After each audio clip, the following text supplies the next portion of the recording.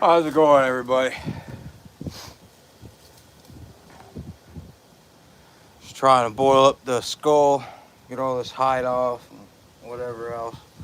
Trying. I don't know if I have enough propane for it to last.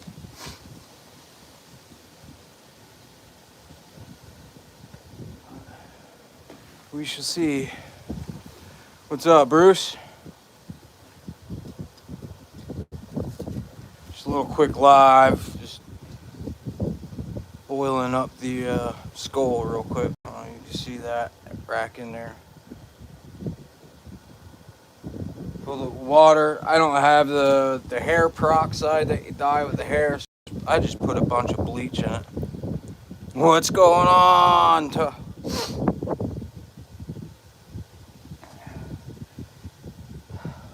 It's a little chilly out here to do this now. But hey. How you doing, Al? What's going on, buddy? Thanks for joining. Any luck in the woods, man?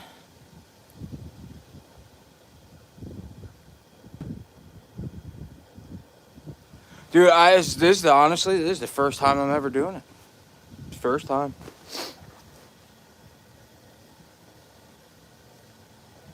Hope it works. I don't know. I've heard a bunch of people doing it. The last time I attempted a European mount, which was, if you guys can see it, it's hanging up on the wall right here. This one. I didn't even boil it, nothing. I just let it sit. Let Mother Nature take its course, you know.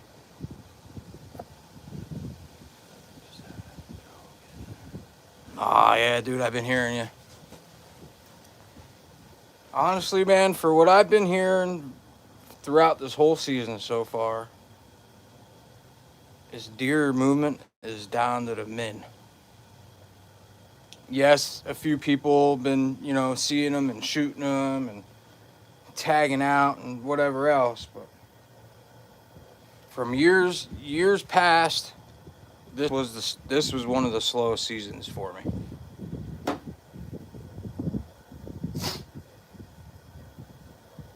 And from what I'm hearing, a lot of people think the rut started a little sooner. I'm having a hard time believing it because of how warm it was. Right there at the end of October, yeah, it got a little chilly out, but not like now, not like November, you know.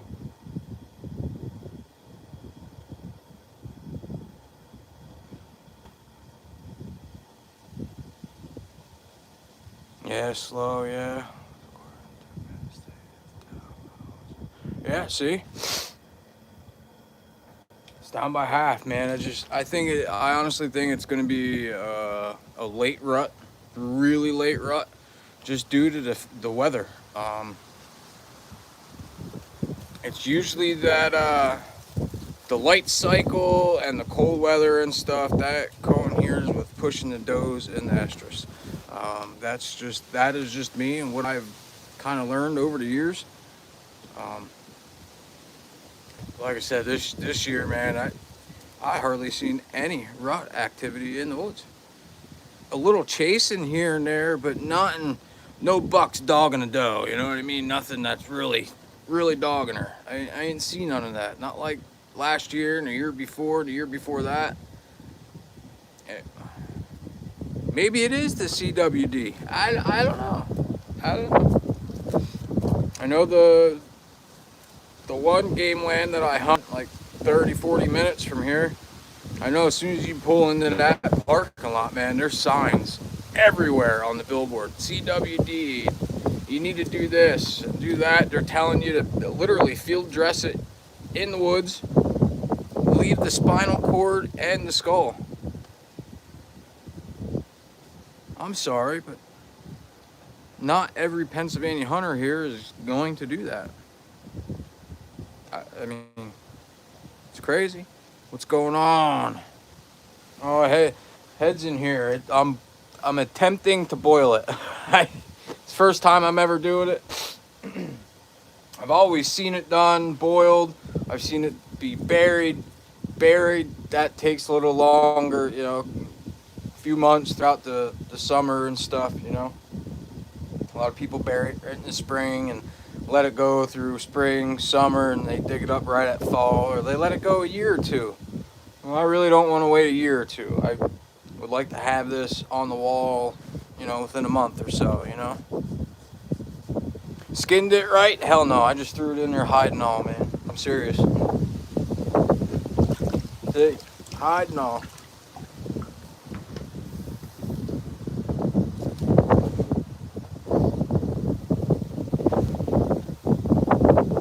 Even if I have to boil this to the point where it's just about falling off, I'll cut it the rest off. I'm not scared to get my hands dirty. I get them bloody all the time, so no difference.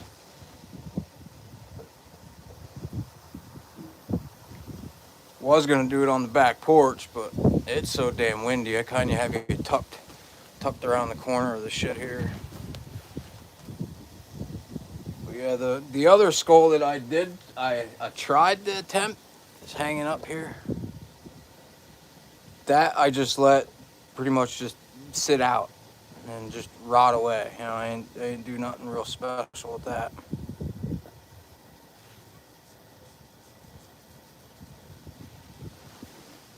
Oh yeah, I'm in Pennsylvania, northeastern Pennsylvania, man.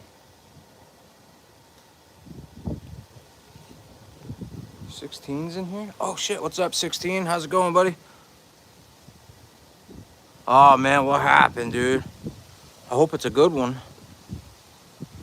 I hope it's a good one.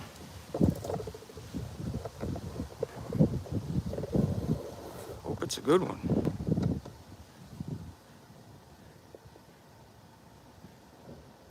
Hey man, if you got the money for the trip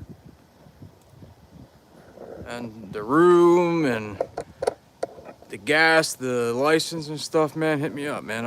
I won't take you to my best spots, but I'll take you to a few spots that I've shot deer at, I'm not saying you're gonna 100% tag out on a deer, but hey, if you see them, that's what counts, right?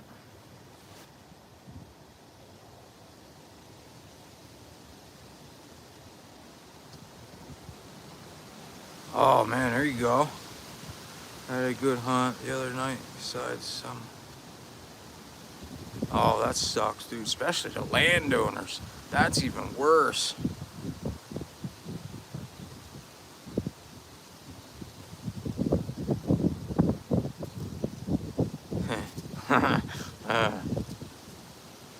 That gets my blood boiling right there, man. I fucking hate that.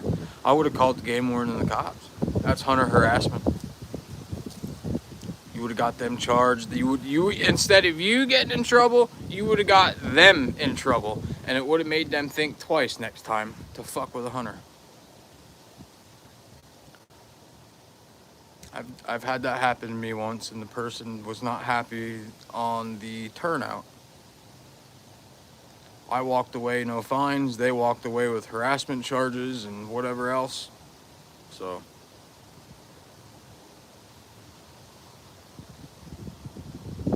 Yeah, probably. He's making sure it's going to be impossible for you to even hunt there, man. So, I would call the game commission. Say, hey, I've been hunting this spot. It's public land. Give them the exact whereabouts it is. And be like, hey, the next door landowner, the private landowner that lives next door, he's been harassing me, letting his dogs out, yelling, screaming, blah, blah, blah, blah. They will go pay him a visit. And if he does it again, he probably won't like the outcome of it. Oh, all right. Well, if you're on private, then that's trespassing. And I don't know what your law and where you're at, but the law here in my state, you need to have your dogs on a leash at all times.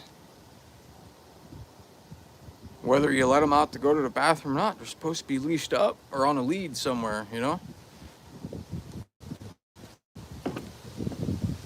See, I'm a really nice guy, but when you press me wrong, I turn into a big asshole. Like a big asshole. I will make sure my point is proven to the full extent. And I will not let you get away with it. I promise you I won't.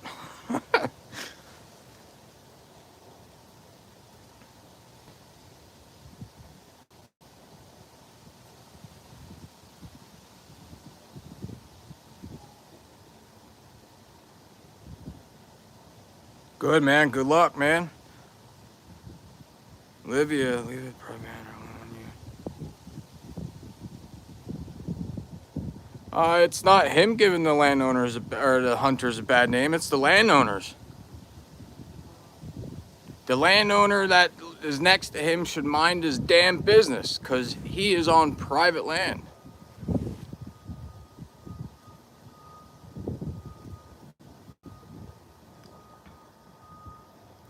So if, like, the next door neighbor up that has his own land either comes out to me or leaves dogs out to me, that is 110% hunter harassment. That hunter has every right to be on that private land spot that he has permission to hunt. He has every right.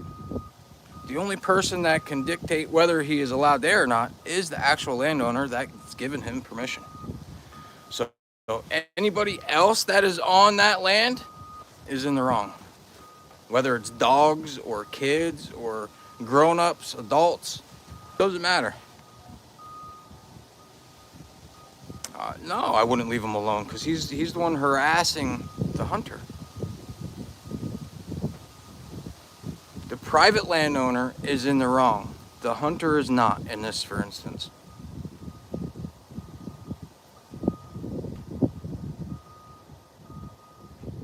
You are wrong 110%.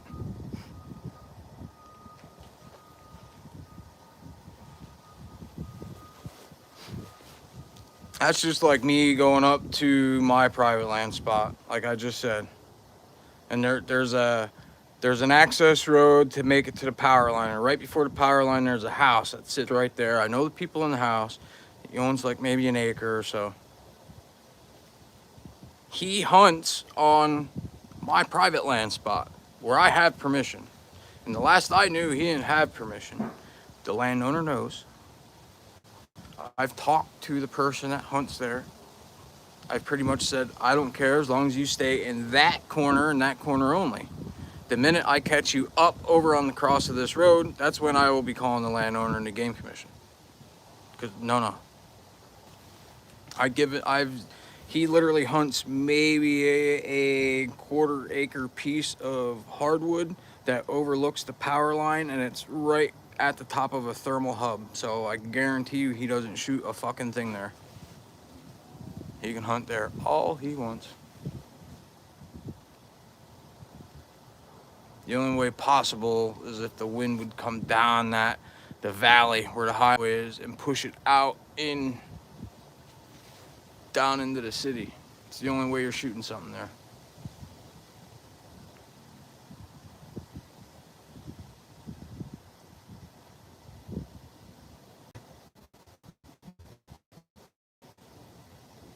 I don't need to go buy my own land. I have private land that I hunt. It's fine. If that landowner is mad because somebody else has permission to hunt the land next to him, that is his problem. That landowner should mind his business. As long as 16 does not go on his land, it's fair game.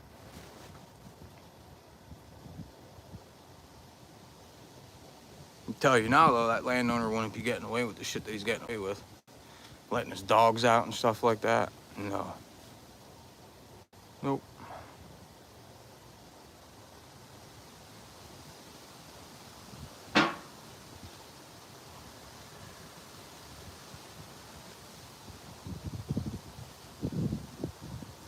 Yes, that is 110% harassment.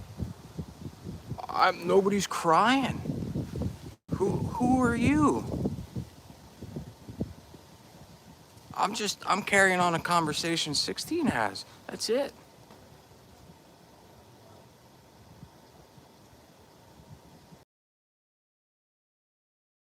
No. I'm talking about hurting any dogs. If anybody's gonna hurt the dogs, it's the actual owner of the dogs. Wow. What a fucking tool you are. See ya tomorrow. I'm done with your dumbass. I don't give a fuck if you're subscribed to me or not. Don't come in here talking like that. Leave the landowner alone. No, that landowner is wrong.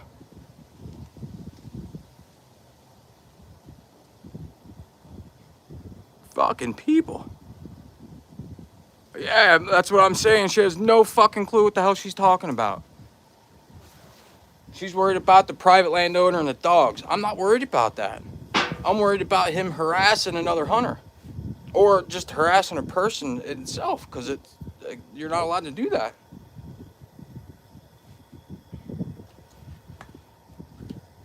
The only person that was wrong is the private landowner. 16 is not wrong at all.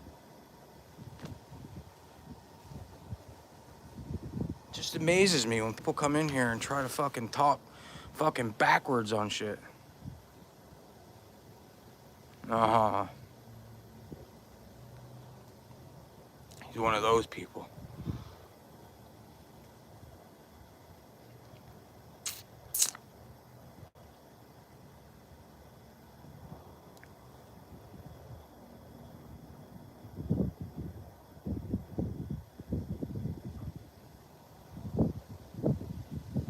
That's just disrespectful. Dog taking a shit in the graveyard. That's what the fuck is wrong with people?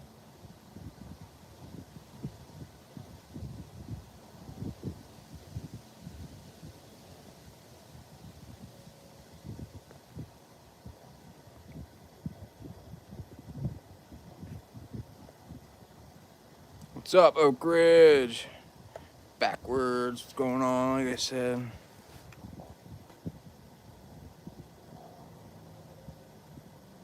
Oh yeah, that it's messed up that he's ruining, putting a bad experience in a young hunter's eyes. Like, your kid is probably not gonna want to deal with any of that crap now because of that what that guy has done.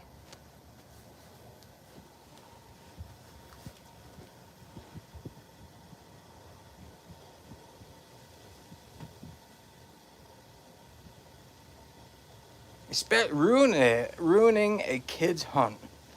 How low do you have to be to do that? That's freaking disappointing, man. Honestly, it really is.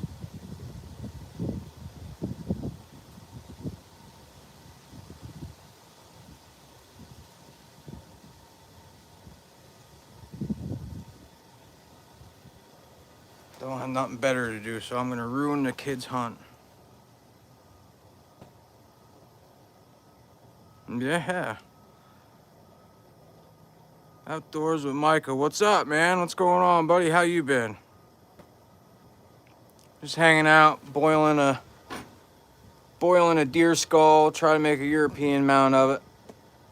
It's my first go-to for it, so we'll see how it turns out.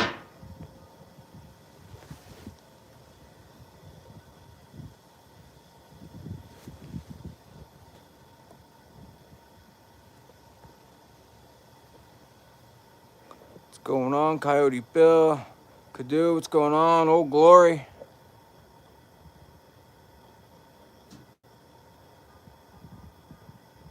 Oh yeah, man.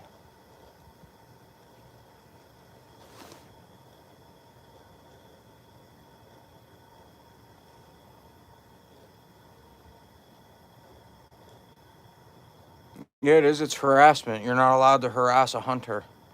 Because, you know what I mean? Especially if the hunter is on private land and the person harassing that person on private land that he has permission to hunt has his own private land. No, he is completely wrong.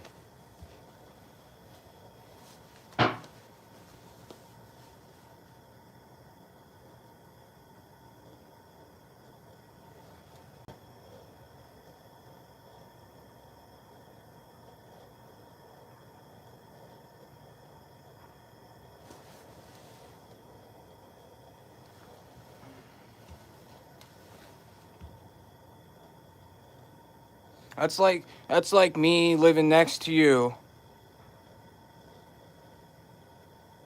when I see you out back, every time you're out back in your yard doing something, I let my dogs out every time. Let them run free to go to the bathroom. And my dogs come over to you every time. That is literally harassment.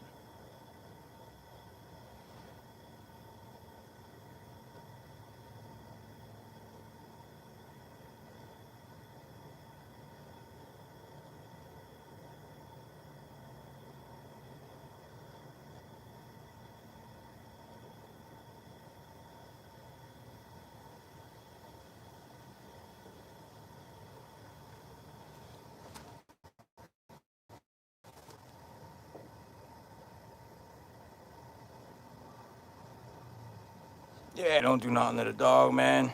Just make sure that landowner learns his own lesson. I'm telling you, I call a game warden every time that guy lets his dog out and his dog comes over. I call a game warden because you know why? The game wardens are gonna get sick of you calling, and they're gonna go and they're gonna figure it the fuck out, and they're gonna find the guy. Yes, it's gonna piss the guy off, but if he does something again, guess what? Then he'll go to jail. What's up, corn dog? Yeah, honestly.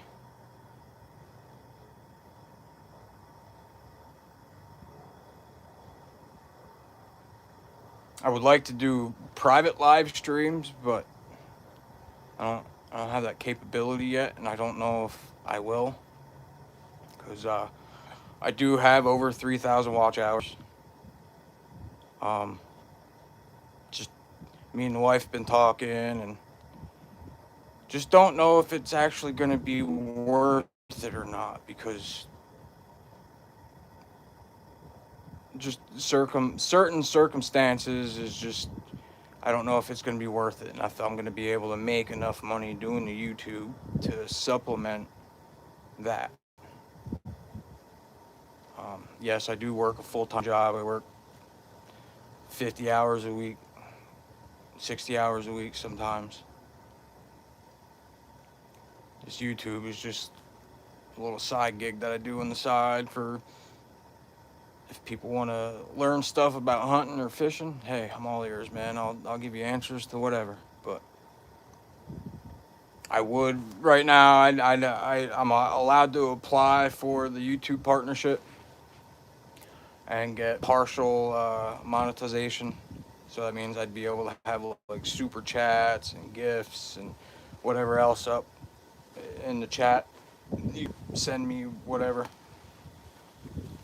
But just don't know if it's gonna be really worth it, you know.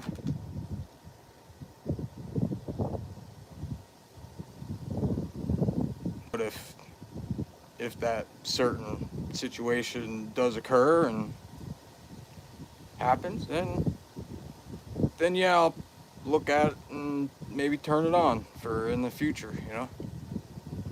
But as of now, yes, I can be monetized, partially monetized, but I've literally started, I think I started this a little bit after 12, so not long. I got like pretty much 3 hours to go yet. Which I don't know if I'm going to have enough of propane. I don't think I will. I thought I had at least a half a tank, and I think it's a little less than that, so. Like I said, this is my first time ever doing this, boiling a head to make a European mount, so. I have one up here that the hide is still on it, like it's, I would have to cut off. Basically, right now the way it is, I could boil it and it'd probably be good. I put that on the wall. I would like to put that on the wall because that's the first big 8 that I shot with a rifle.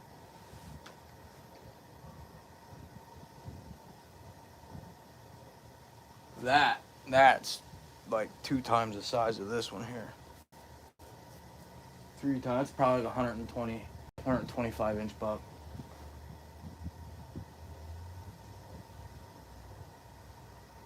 It's the one I wanted to shoot, something like that.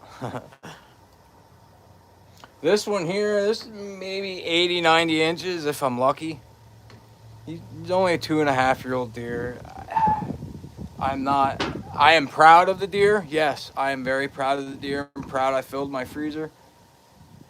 I'm disappointed I didn't have enough of patience to wait longer. Because I know I could have shot a bigger deer. I know I could have.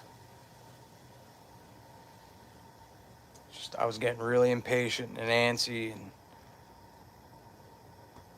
I have I had 3 tags that I had to fill. I have 2 that I have to fill yet. Both of my boys have 2 tags, a buck and a doe tag.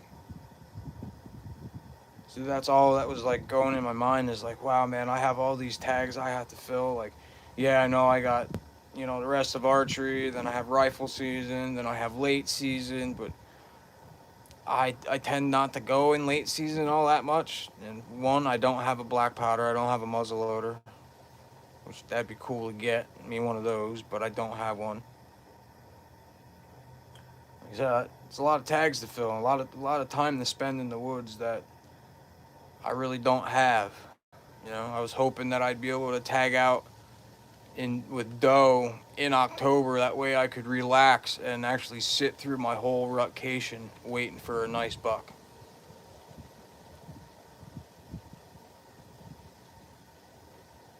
I think I got 5 or 6 days into my vacation, and I was like, wow, man, something's got to happen. I only have a 12-day vacation.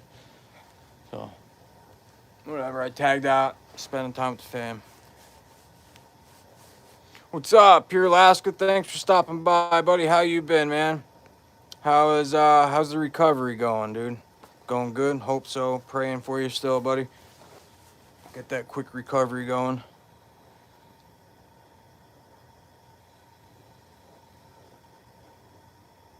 I finally got that camera arm in the mail, dude, that I've been waiting for freaking 3.5 weeks. The first morning I used it was the morning I shot this deer here, this buck. So I like it. It serves its purpose, what it needs to do. It's a little flimsy, it seems, but I gotta throw another washer or 2 on it, and that will stiffen it up for me. But hey, it works, man. It works.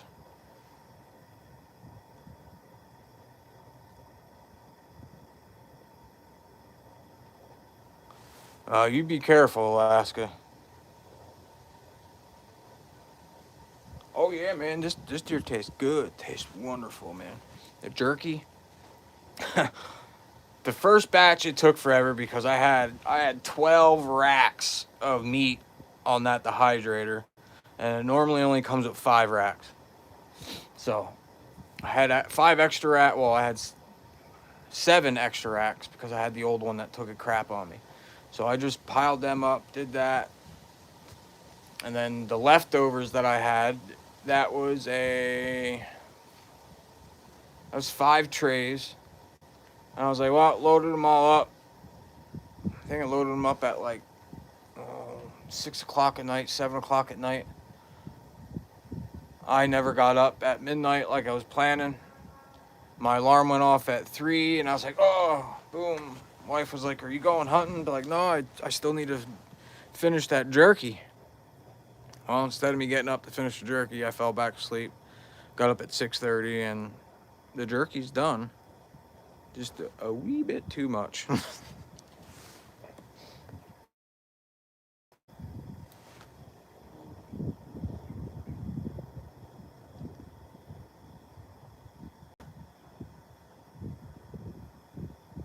Oh yeah, man. But yeah.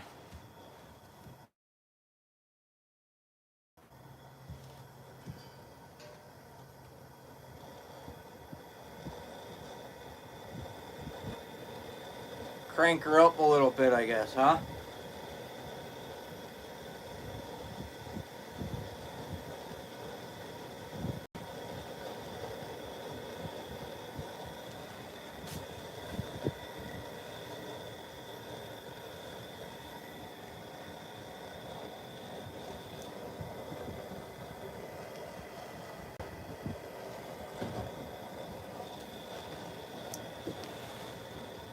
sure the flame was adjusted right. Make sure it was all blue.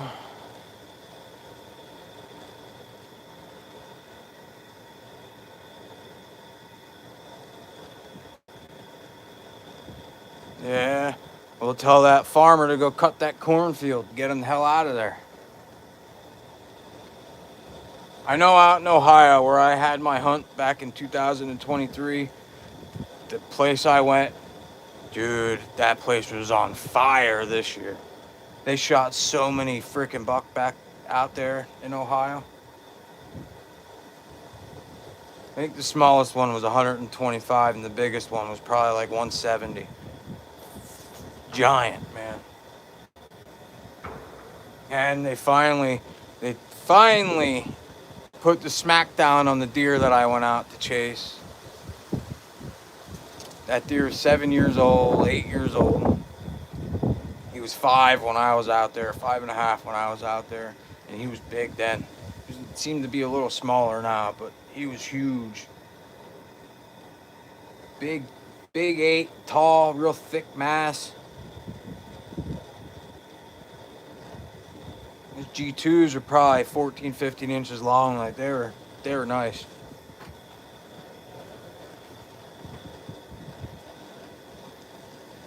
Well, it was on in Ohio this year, that's for sure.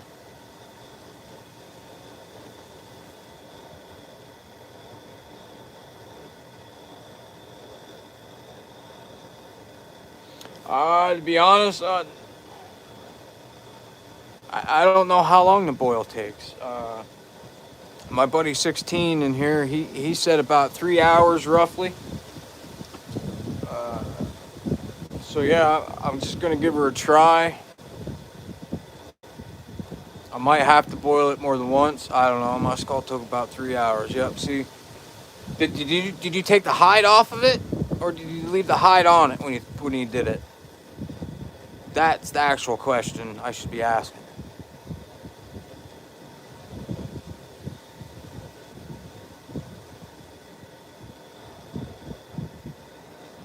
Oh, good luck outdoors.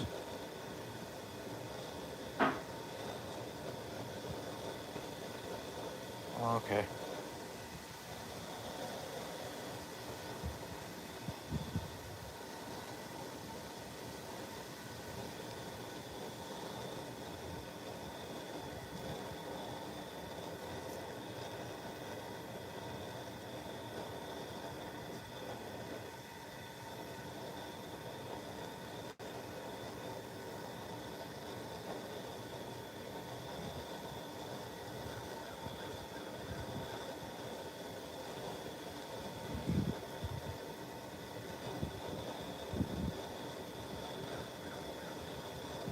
Yeah, I didn't know if I should do the hide first or just boil it, whatever. I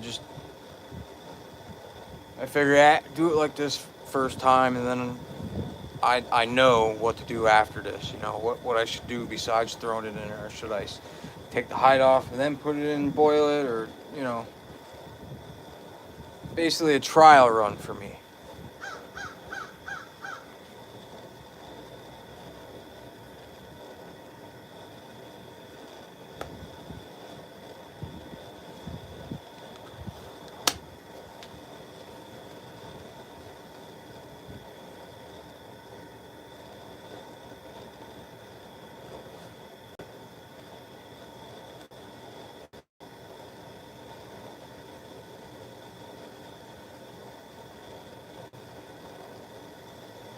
It's going to take a little while.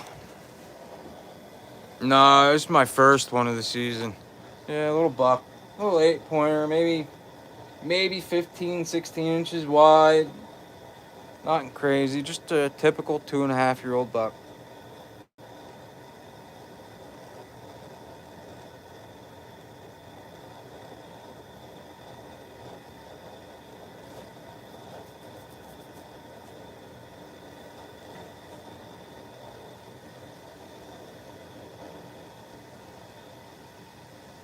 Yeah, on my bear skull, Alaska.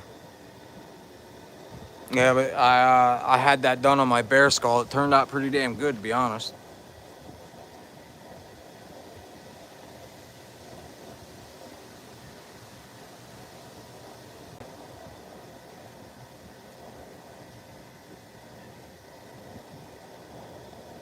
Yeah, I was thinking about doing that too, but being that it's winter, pretty much winter time, and it was like, I, I kind of want it done now so I can put it on a plaque, put it in the house, you know.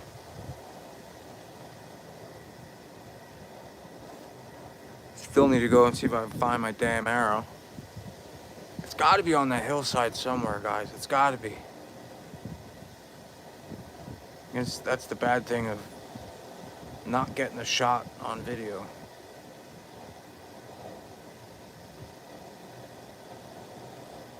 So I thought I looked away when I shot, and I didn't, because you saw the replay of the reaction and stuff.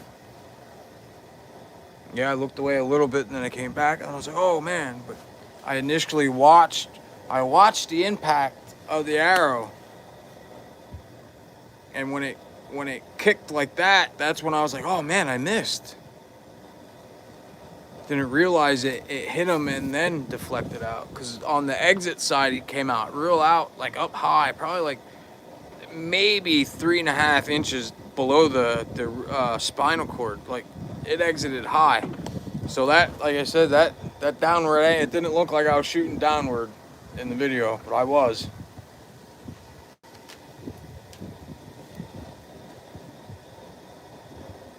The way that angle would, you know, the way he was standing, that exited high. Real high. I hit one of the ribs, so I'm thinking that it hit, went this way, and then it kicked it, woof, because it flew. I thought it was going to hit the tree that he was standing in front of, yeah. That way, when it boom, it would just stick into the tree there and be like, oh, okay, cool. No, it boom, and it took off.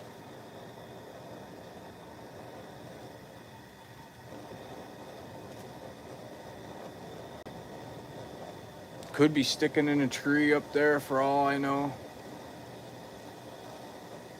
Who knows?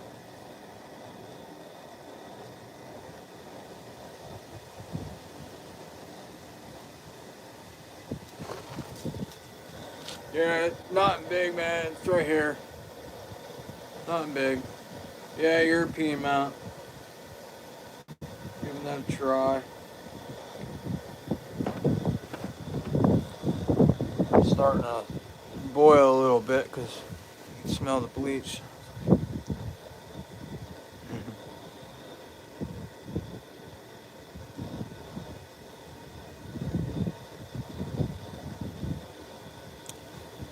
Honestly, if I was gonna bury a skull, I'd probably do it right in the springtime. Like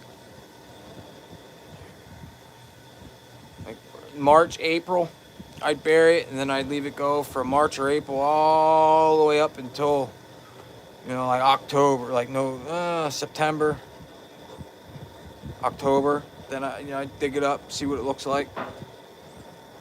I've never done that. I've never buried it. I've never boiled it. The only type of European mount that I've ever tried, I cut it off and I just let it sit. That's all I did. It was let it rot off by Mother Nature. And that's not a good way to do it, because that sits up here. Like, yeah, I gotta boil that, get the rest of that crap off. So.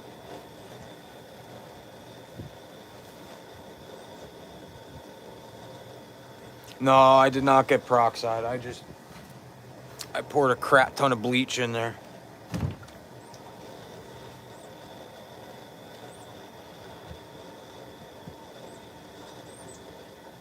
I'll probably end up doing that. I'll probably go get peroxide and double boil it. Just put like 2-3 containers of peroxide in with the water, and hopefully that will bleach it enough, maybe.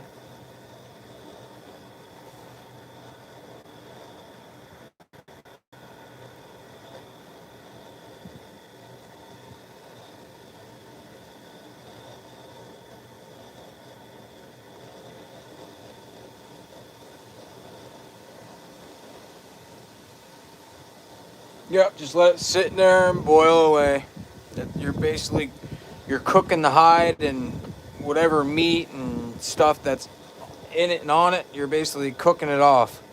So that way when you're done, you pull it out and you can just take everything off, you know, hit it with a pressure washer if you have, which I don't, so I'll end up cutting the rest of the hide off. And then,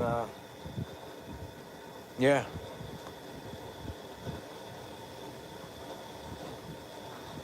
Like I said, it's the first time I'm ever doing it, so see how she turns out.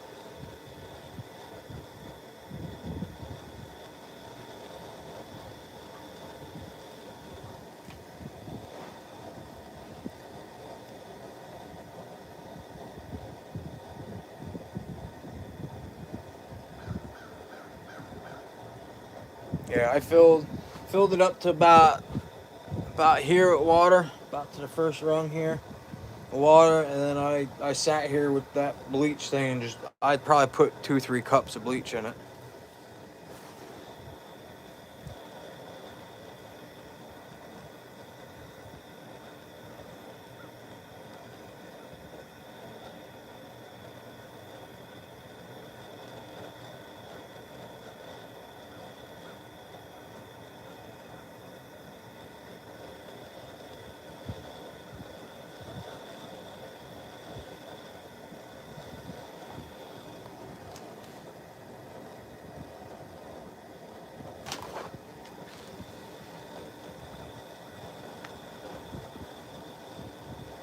What, just leave the head in there?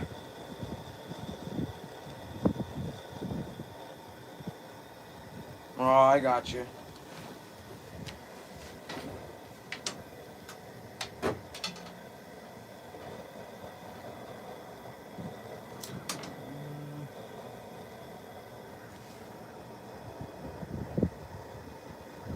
You gotta find a 2x4. 1 minute.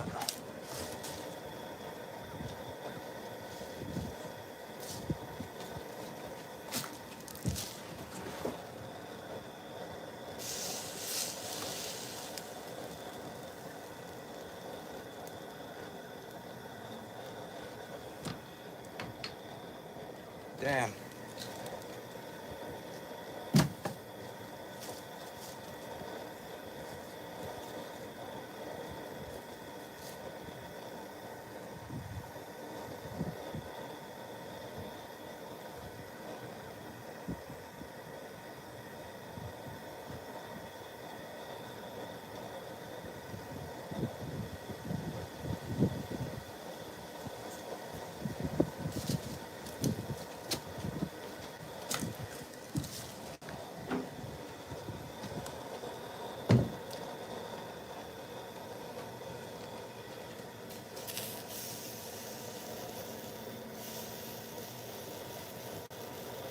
That works. That works.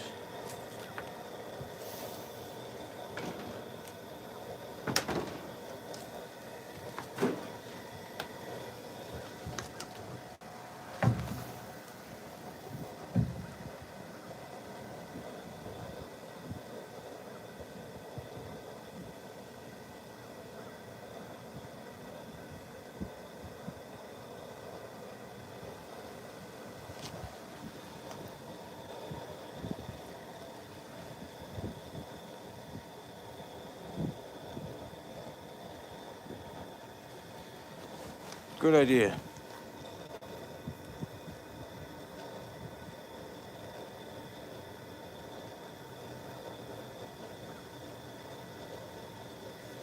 Yeah. Like I said, it's the first time he's doing it, so we'll figure her out.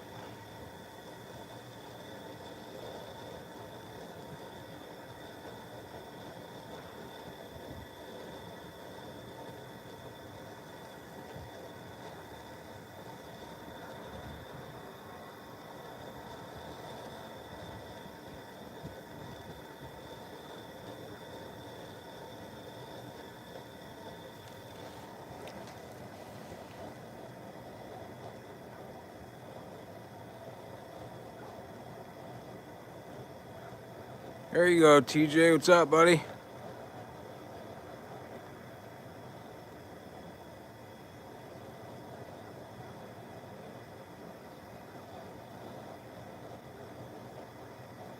How's it going, Judy? Yeah, I know.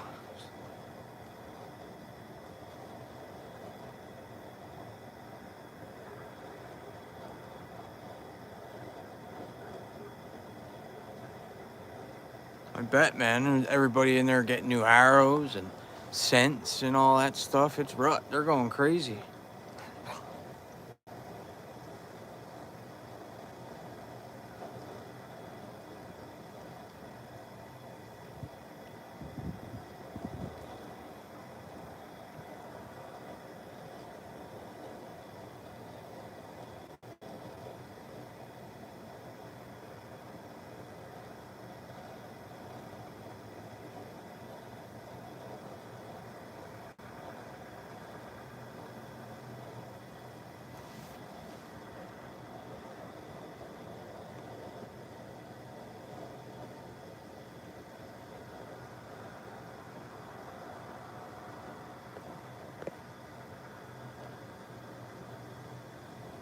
Fine, a new shotgun.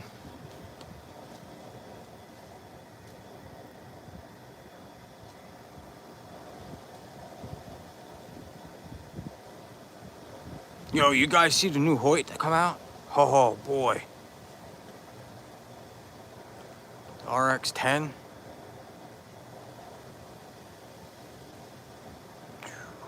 That that thing looks sick, man.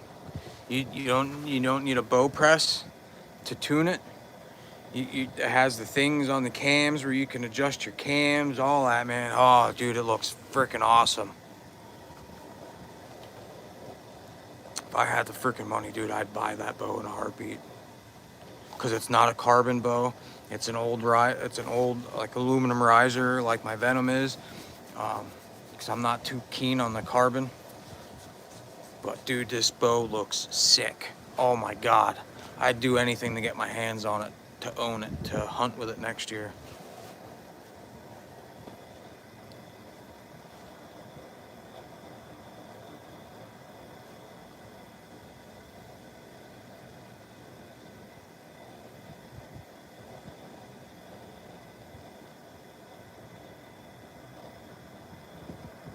Yeah, I process all my deer, man.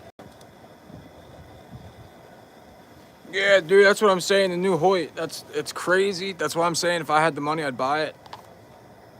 Just the bow, cause I have the sights, everything. Like honestly, I'd probably set my Venom to the side for that. Like that bow is, whew, it is nice.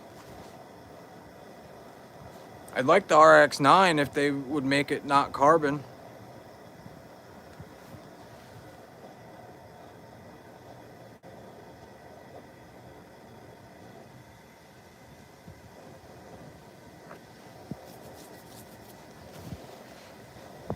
But yeah, 2,100, basically 2,200 bucks for a new bow.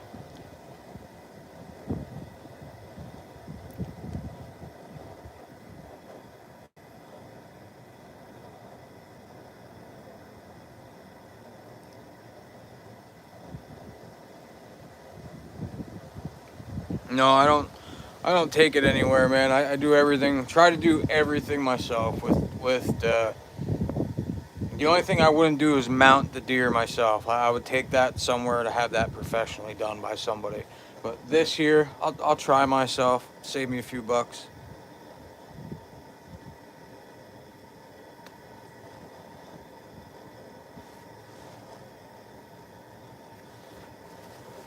I love my Hoyt Venom. I love that bow. I love it. I really want to get that damn thing fixed. I need to. I miss that bow a lot. But I saw that they dropped that new RX-10, and I was like, wow. And they dropped another bow too. There's another one that Aurora or something like that, or something it is, or Endor, the Hoyt Endor or something that it's called. That one's nice looking too, but I think that one's carbon riser.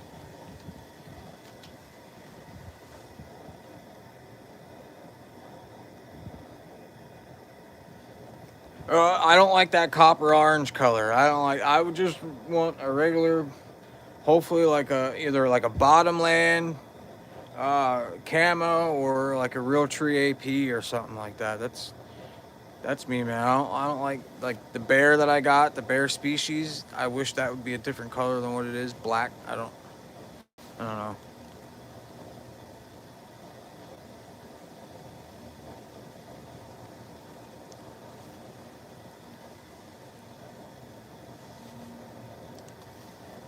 Yeah, no. I process all the meat myself. I ground up 14 and a half pounds of hamburger, and I got 13 and a half pounds of jerky. And then I have two big back straps. Got the inside loins. Got a neck roast that I cut in two, so I have two roasts. So all together, I got, I'd probably say 40, 50 pounds of meat out of it, roughly. I didn't go crazy on like getting some of the meat off, but I got damn near most of it, you know.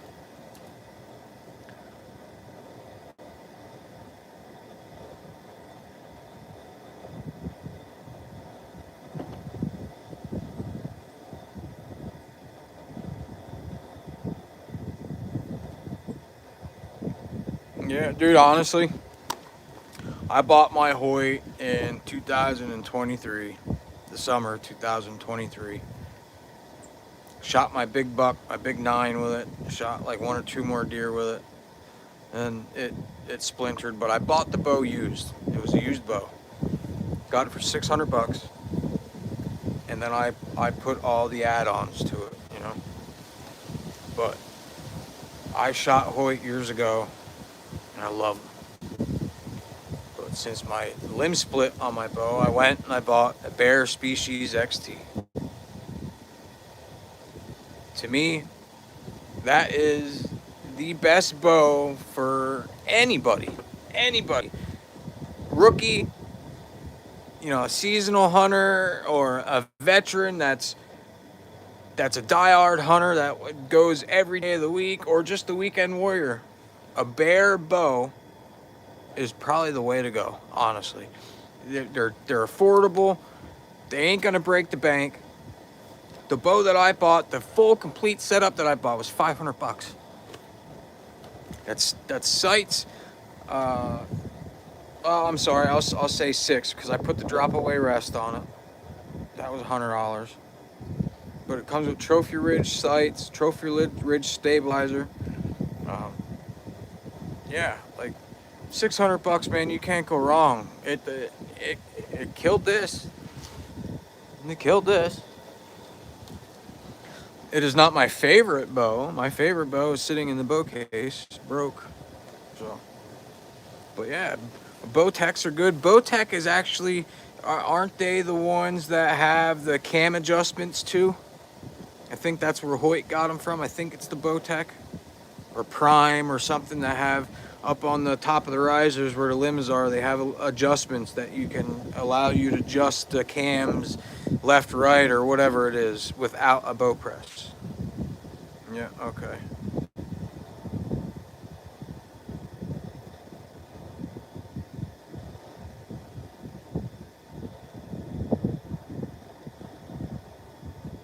Richard, come on.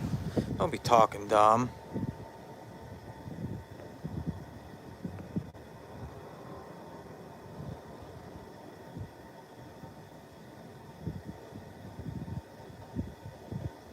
Yeah, Bowtech's good, man. Bowtech's good.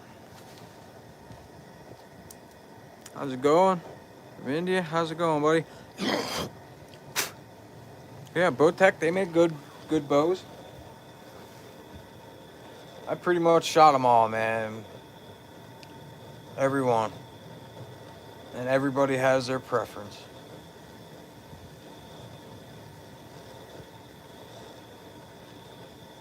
It's just, if you're just starting out or something happened to your bow and you can't get it fixed right now and you don't got the $800 or $1,000 to buy a new one, pretty sure you could come up with $400 or $500, man, and get a bow yourself. Because honestly, I didn't need to buy the drop away rest because I had one on my Hoyt. It's just I didn't want to disassemble my Hoyt, because I'm getting it fixed. So then if I take everything off the Hoyt and get it fixed, I don't have to put everything back on the Hoyt, readjust it all. And dude, that bow shoots beautiful. You can shoot flat easy right out to 50 yards with that. Beautiful. 60 probably. Like, to be honest, I went back on everything I said I wasn't going to do this year hunting, shooting wise. Said I wasn't going to shoot over 30 or 40 yards. Swore I wasn't going to shoot over 30 or 40 yards. Take a wild guess what I shot this one at. Take a wild guess. No, it's just a head, man. I shot this buck at 47 yards.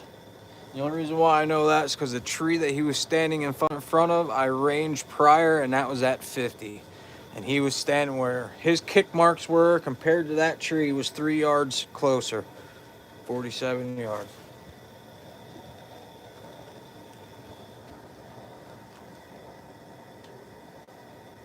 Can't believe I did that.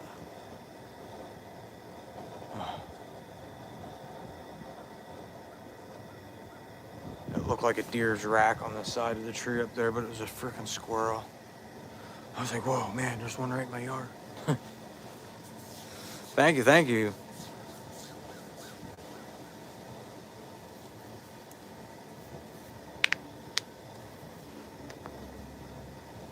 He's only a little 8-pointer, man, a little 8. Nothing crazy. You can barely see the rack right here. Little tiny thing. He's only a 2.5-year-old deer.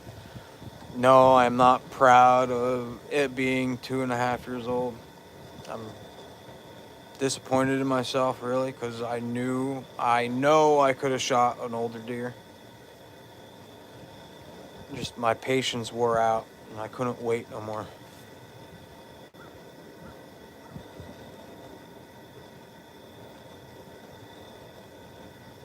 Well, I'm going to say this right now. If you're a vegan, this is the wrong freaking channel for you.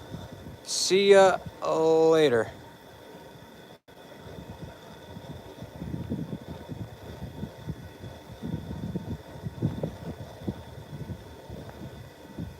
This is the last person I need in here fucking report me on some dumb shit. Oh, save all the animals. Woohoo. Shoot every deer you see.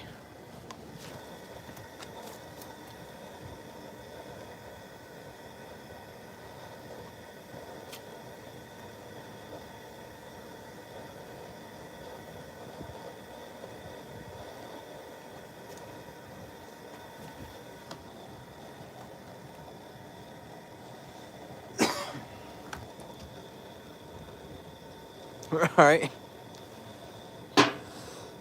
Race King. I'm probably gonna go out tomorrow afternoon. Sorry about me not going live in the saddle. Sorry. I was just trying to get this deer taken care of and spending some time with my kids and stuff like that. So since the beginning of October till the 9th of November, I was an absent father. My days off, I was up at 2 o'clock in the morning. I was in the woods by 4, in my tree by 5, sat all day, hunted all day. I was home at 7, 8 o'clock at night, back in the bed, repeat. You know, if I was working, then yeah, but my days off, I was in the woods all day. Didn't matter. Rain, snow, sleet. I was hunting. And I think next year I'm gonna do it differently. Next year I think I'm just gonna go the first. I'm gonna try hunting the first. I'm gonna definitely go the first day, and then maybe the first weekend, and then I'm gonna give it a little break, and then I'm going to hit it hard from October 25th till end of season.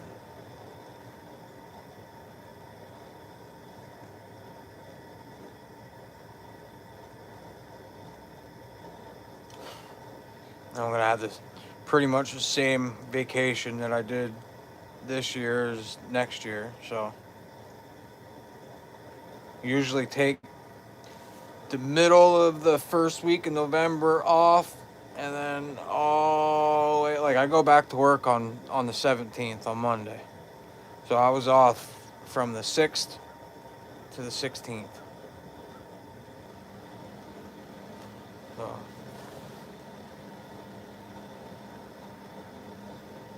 And then before that, I was off the 31st, the 1st, and the 2nd. And then I went back to work for 3 days, and then I started my rutcation.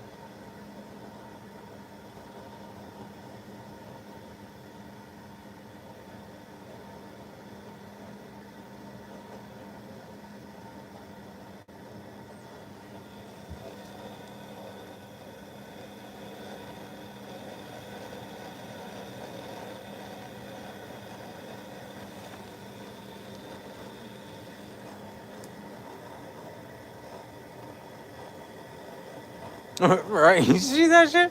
I was like, what the fuck? I read vegan, and I'm like, whoa, this is not the channel for you. Keep right on scrolling.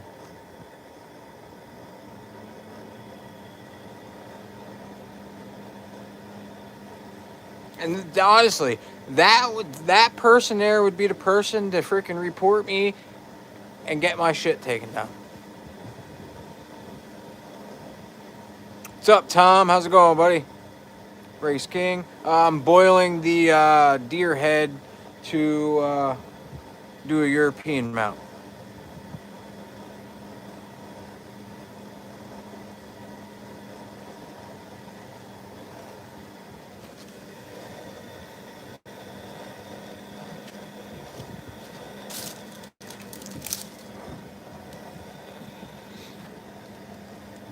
Yeah, so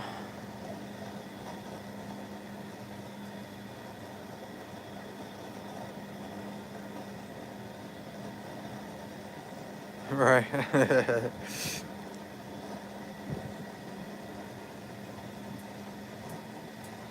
Yeah, right, that was.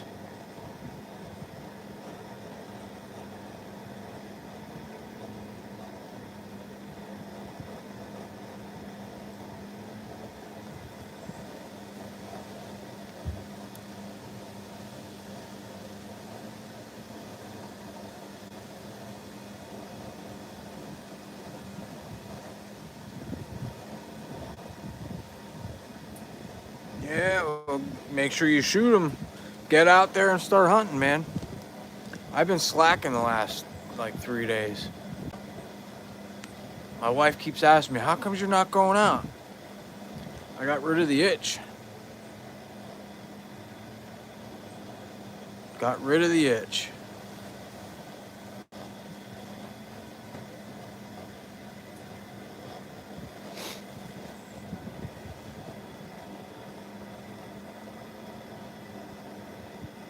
I don't know.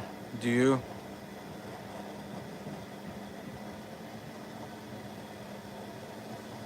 Nice, man. Good job.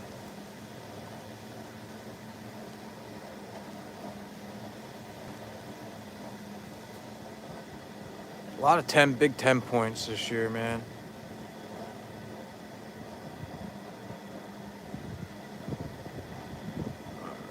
That's getting a little fucking too much here, man. That's enough, dude. I had enough of you a little bit.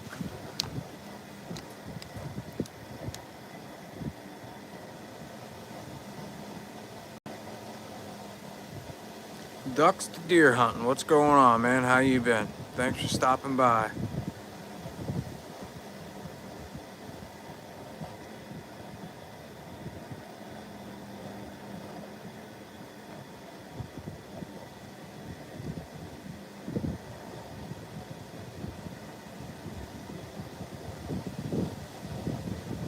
What's going on from Arizona? Appreciate you. Thank you all for stopping by. Appreciate you all. Sure you double tap that screen. I know I'm not out hunting. I'm just doing something goofy, sitting here bullshitting with you guys. So.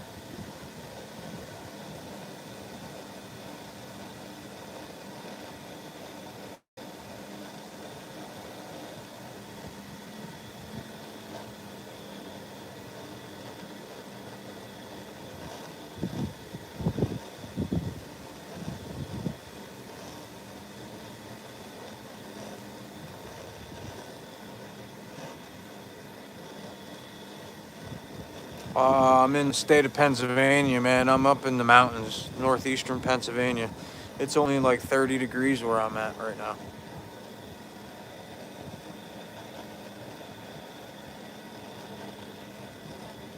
It was 29 when I woke up this morning.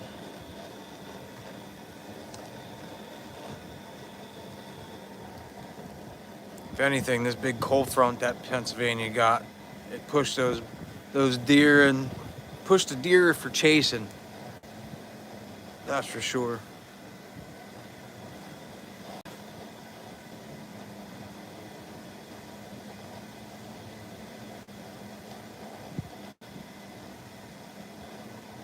EI, what's going on? Lehigh County? Yeah, you're not that far from me, buddy. For about an hour and a half or so. Yeah, man, it's cold. It's cold up here. I'm sitting in the shed, like the turkey fryer that I am boiling the head with is actually keeping me nice and toasty, so it's not that bad.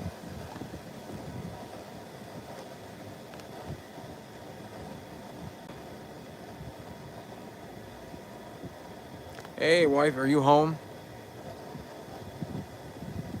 Yeah, I'm trying to boil this head off. You're home now, I guess. I guess I'll come up to say hi to Pepe.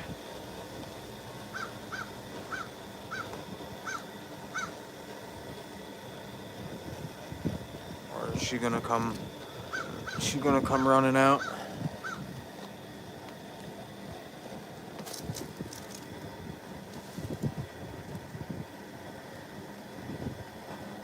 Daughter just got home from school, so I don't know if she's gonna come out or if I'm gonna have to go up. Okay, I figured.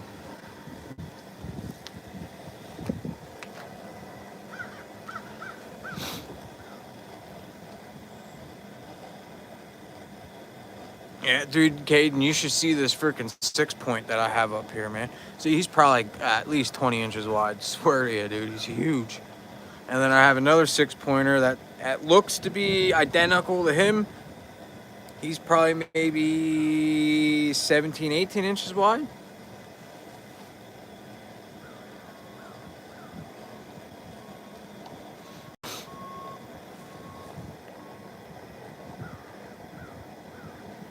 There you go.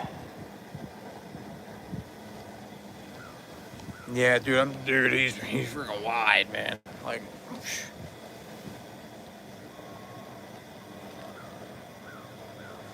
a couple nice buck running around this year. I'd like to really see that buck that freaking laid that rub down right here in my yard. I swear, man, that freaking tree's that big around, fucking rubbed up, like 3-4 foot high.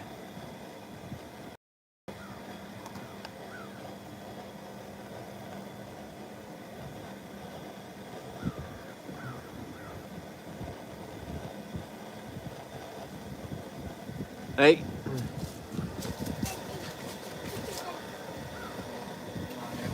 Why are you cooking animals? I gotta get all the skin off of the bones so I can put the skull inside the house. Why? It's hot. Be careful. You hear me? Why are you standing by it? Because I'm live. No, I'm not. I don't mean about that. Why are you standing right by it? So I can keep an eye on it. And because you're a grown-up? Yep. Yep. School good? You have fun? Yeah. I got on the outside. I feel like killing the plant. So how's it going? Be careful. Sorry guys, this is my little girl.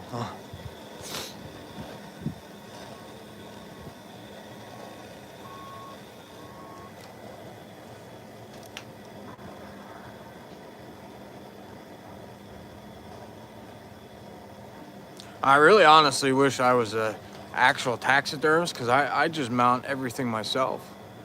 It wouldn't be bad for when my kids would shoot one. I'd just boop, put it on the wall for them. And I don't want to find somebody that's gonna screw my deer up. You know, I don't want it. I don't want it to last a year, then everything fall apart. You know.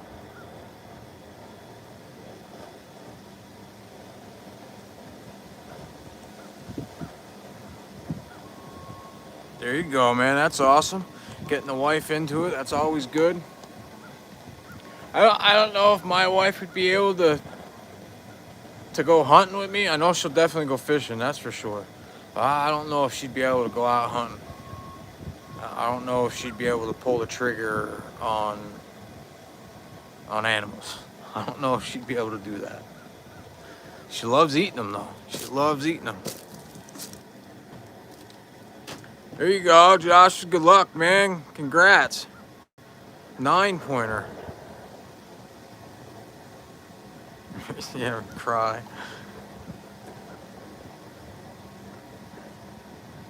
It's an awesome feeling, man. I'm telling you. Sitting in the tree all day, and all of a sudden you look up, and there's a deer. You're like, oh man. You wait till he gets like 20 yards. By the time that happens, your heart's pounding so freaking fast. You're shaking, and you're wondering how the fuck you're gonna be able to shoot this damn deer. But you know what? You make it happen. Dude, I'm telling you, it's the most insane. When I saw this buck come in the other day, I was so calm. I was like, oh, buck. I'm gonna be able to shoot him, you know, good. I was calm, I was collective. Especially when I came full draw, everything like it flipped a switch in me. Like I stiffened right up. I was comfortable, it felt good. And if you guys did take notice in the damn video, I punched the trigger a little bit. I felt the barrel though right here. The barrel was resting on right there, so I went like that. So it did look like I punched the trigger. I felt the barrel of my thumb release right here.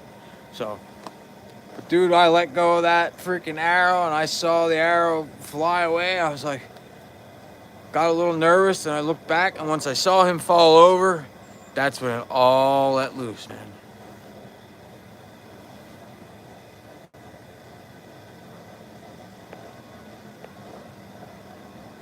Don't talk about the wife like that, man. I'll fucking hide you next time.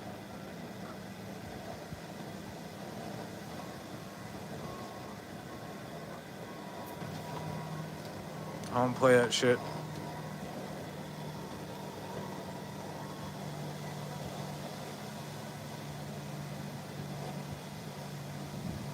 He's like, oh, wifey, are you gay? No. I ain't playing with that shit. Alright, 60. I am boiling a deer head to make a European mount. Just a skull and antlers. That's all I'm doing. Oh shit.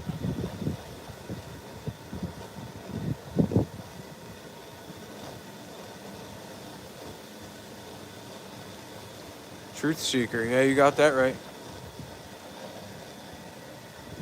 Hey, she's boiling now. She's boiling now.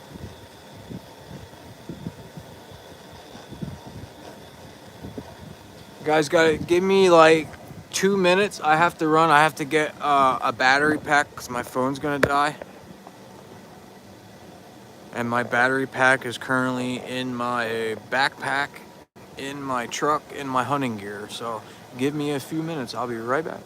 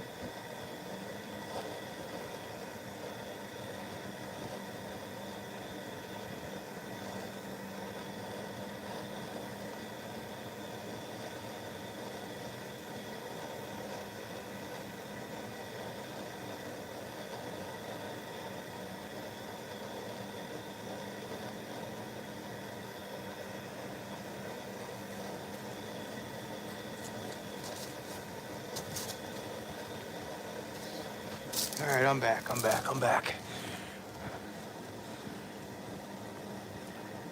So those of you out there that wonder how I can go live 3-4 hours at a shot and then come back live later that afternoon for another 3-4 hours, this battery pack is awesome. I have 2 of these. This one will pretty much last me all day. And I charge my phone. If I use microphones, I charge my microphones.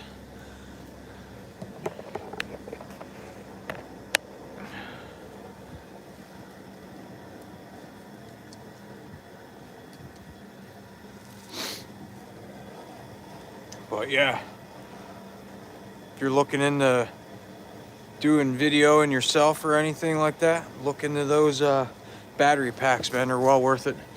Like I said, I bought 2 of them in the summertime, well, springtime, when I do a lot of trout fishing. I do all my recording from a GoPro. It's on top of my head. And that GoPro, I have a charge wire going from there right into my vest pocket right here of my GoPro. And I can record my GoPro, how I have it set up. I can record 7 hours on my GoPro straight. And then I'm allowed to record for 7 hours because of this battery pack. I put this battery pack in. I can go from 6 o'clock in the morning till probably 6 o'clock at night with just this battery pack. I'm telling you, the thing is awesome. It beats switching your GoPro batteries out every half hour to 40 minutes. You can literally put a battery in your GoPro, plug this battery pack into that, and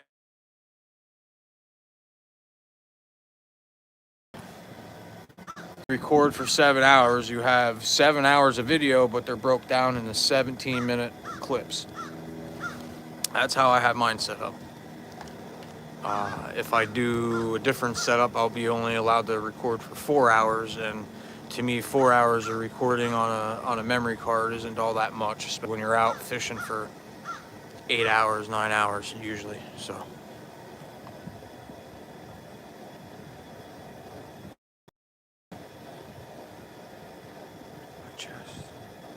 for my binoculars, you're asking?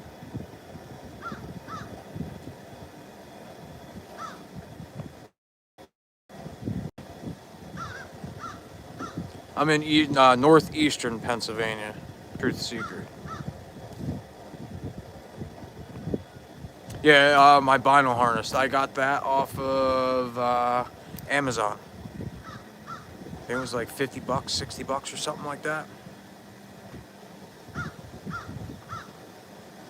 But I got that.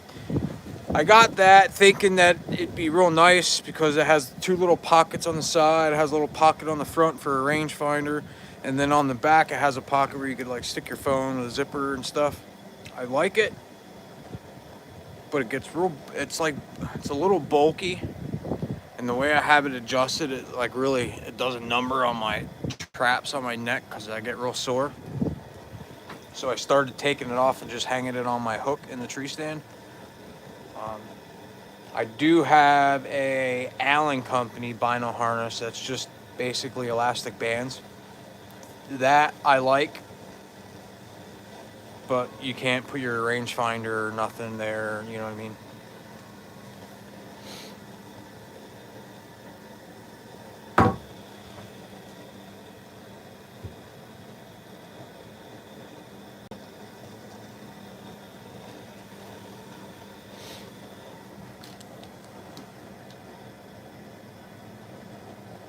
Yeah, if you give me, well, after live and stuff, I'll take a snapshot of it on Amazon and stuff like that, and I'll email you.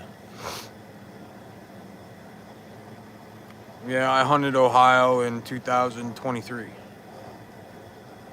My first ever out-of-state hunt. I loved it. I want to go back. I was invited to go back. I just don't have the $2,000 to go there. Well, 2,000.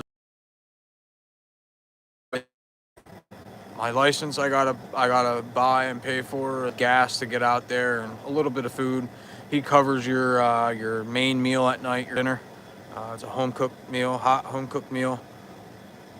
But you have to fend for yourself for breakfast and lunch.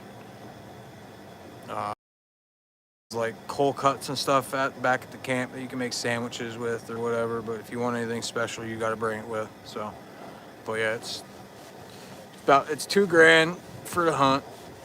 And like I said, I would love to go back out there and do it again. I don't have the funds to do it. Good luck, Bruce. Get a big one.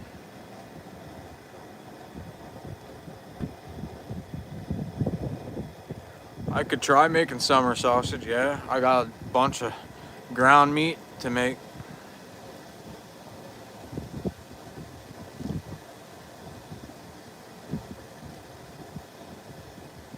Yeah.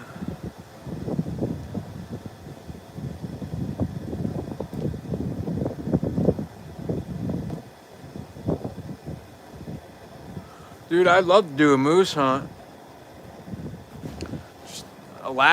Pure Alaska wants me to come up and do a moose hunt, or a grizzly bear hunt.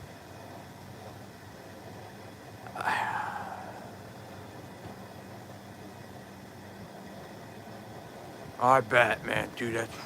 Man, that fucking thrill, woo.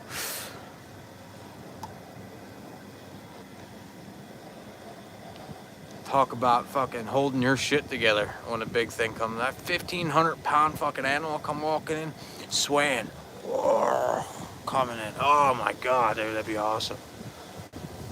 He's shitting a brick when he comes in. Jesus Christ, that big thing.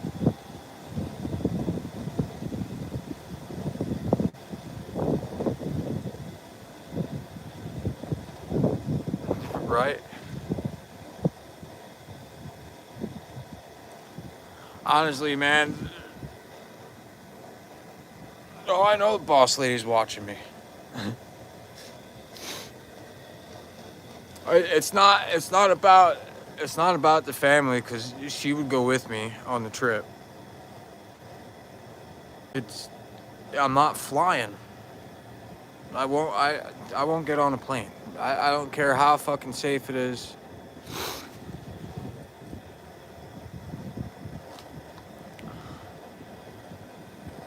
I know people say, oh, it's safer than driving in a car. I understand that. I get it. But you know how fucking high that is, man? And I don't like heights to begin with. And you're probably sitting there going, yeah, right, you're full of shit. You saddle hunt, blah, blah, blah. Yeah, I saddle hunt because I'm tied to the fucking tree. I ain't going nowhere. And an airplane, that's a fucking big fall, man. That's a long drop. You get where I'm coming from?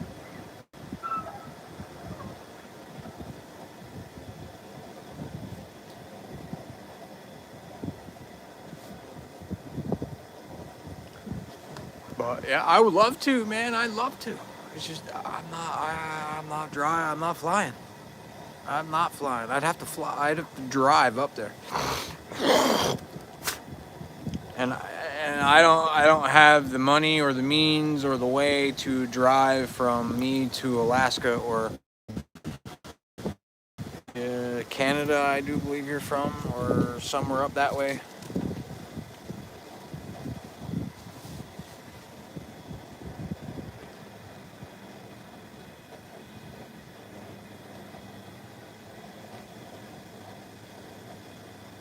Is he live with the chickens? Is he on live with the chickens? He's been going live the last couple days, just showing the chickens and stuff. And then talking in chat. I was popping and saying hi and what's up to him. Oh, he's driving. That's even better, man. He shows awesome views. That's awesome.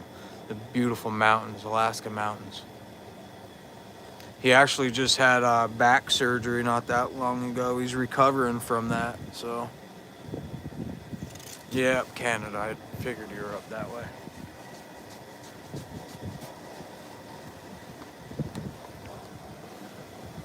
But yeah. Nice drive. Yeah. It's boiling away now, guys.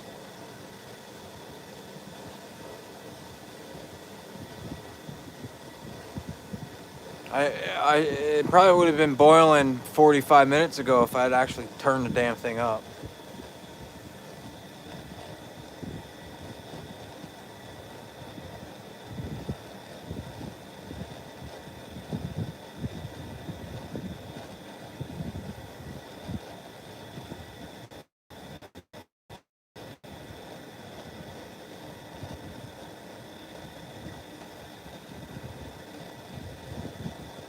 Hopefully I don't have to add water to this. I can just drop the 2x4 out of it and then do it from there.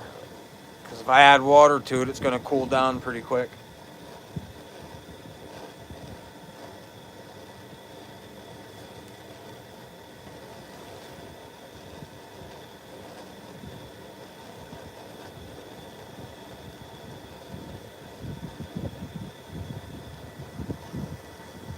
Hey, well, that don't smell too great now.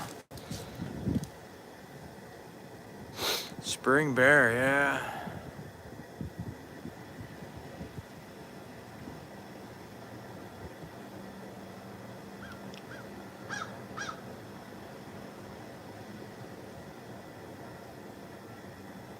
It smelled like bleach before. When I was out here, it smelled like bleach when it was just evaporating like this. But now that's actually a roll and boil.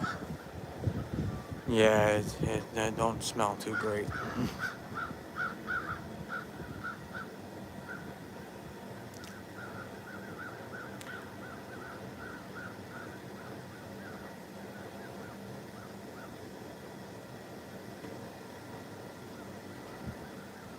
Oh, good luck, man. Good luck. Get a big one. Get a big one.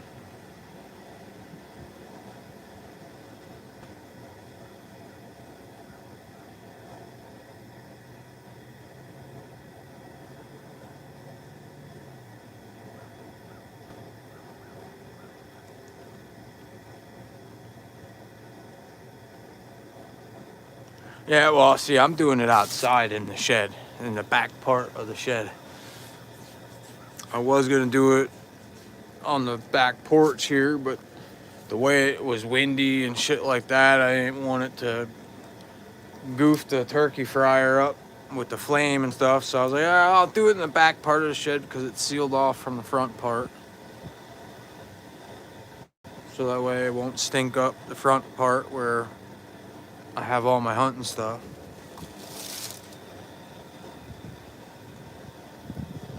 It's going good though. It's going good. Hunter, that's a stout. Sorry for smiling like that. I shouldn't.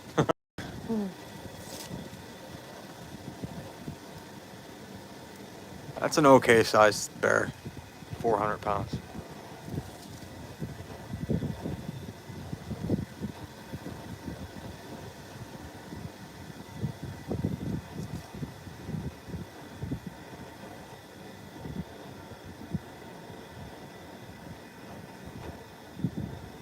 Yeah, Tom, when you say stout 400 pounds, yeah, that's a baby to me. To compare to the one I shot, a black bear anyway. Yeah, I shot an 834-pound black bear, Pennsylvania black bear. I'm in the Boone and Crockett books, years 2004 to 2006. The little bit of a backstory is in there with just a picture of my skull.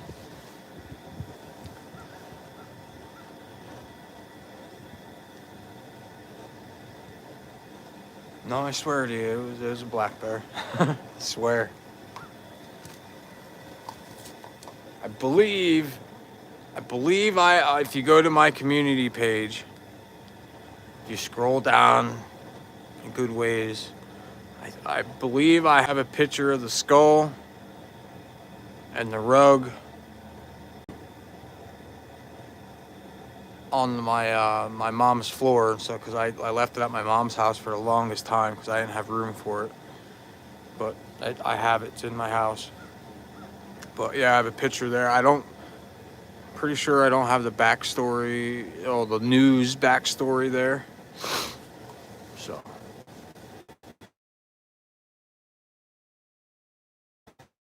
Poconos, I'll say that.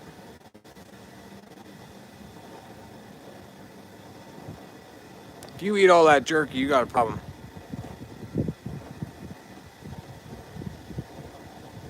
That's a lot of freaking jerky. That's a big one. 900-pounder. You just saying that top me 100 pounds because you feel like it, or is it the truth? 900-pound grizzly, that's pretty fucking big.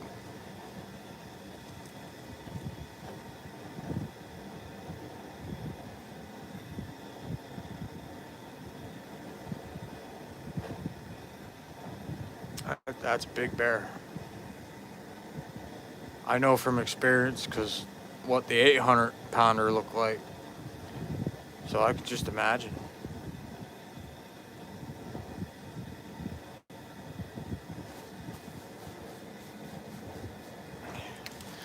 The jerky, it turned out pretty good. Like my second batch, that got a little bit too done.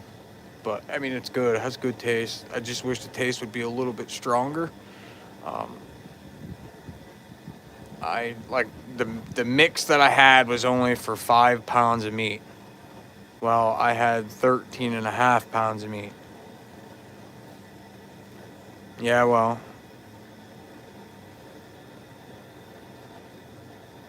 Like, honestly, who's gonna make just 5 pounds of meat?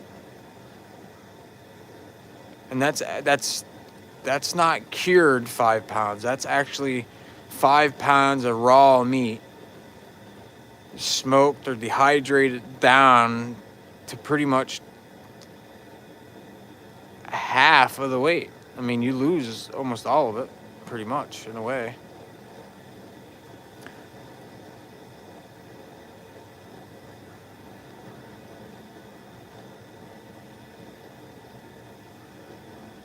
Some of it's safe, yeah.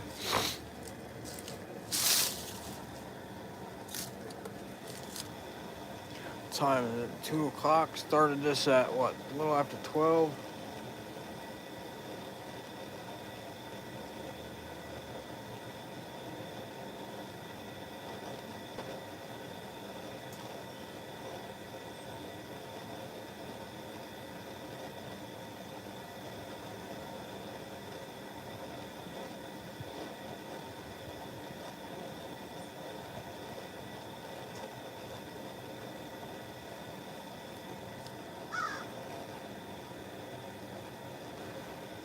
I killed him in the woods.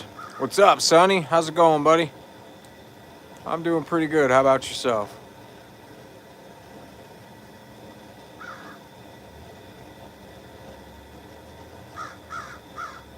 Well, I mean, the flavor is strong, but it's weak because I used so much meat compared to the mixture ratio. Like the mixture ratio that I should have had probably like 2 more packs of it. yeah, pack and a half to 2 more packs of each mix to put in. The curing salt and the mix and all that stuff. Then it would taste, pretty good.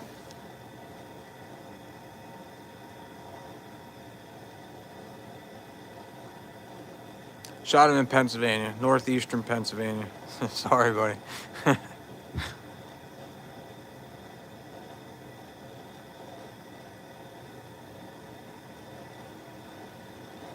Yeah, bushcraft. Yeah, European boiling. Going to town. About another hour to go or so.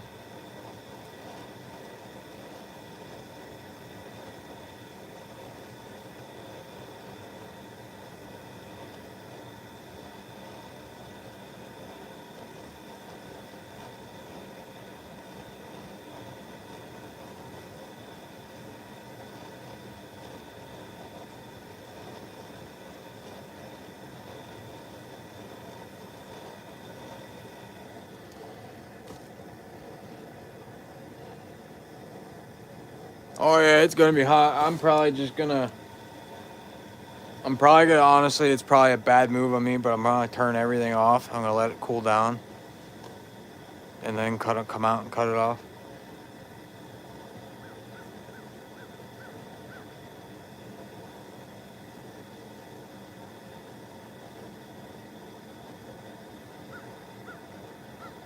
Or I might just hold it by the antlers, take my knife, run it down the top of the nose all the way down, and then take a pliers and just yank it off. Oh, nice, man. Cool. Thanks for stopping by. Yeah, European mount, pretty much, man. Just boiling it, get all the hide and the nasty stuff off, the meat and everything, and then clean it up a little bit, put it on a plaque, put it on the wall. I'm glad I'm doing this to mine, because then I can find it, like, if one of my kids shoot one, I'm definitely not going to have the money to get it mounted. I'm going to have to do this for them. So, rather do this on mine and screw mine up and then get theirs right,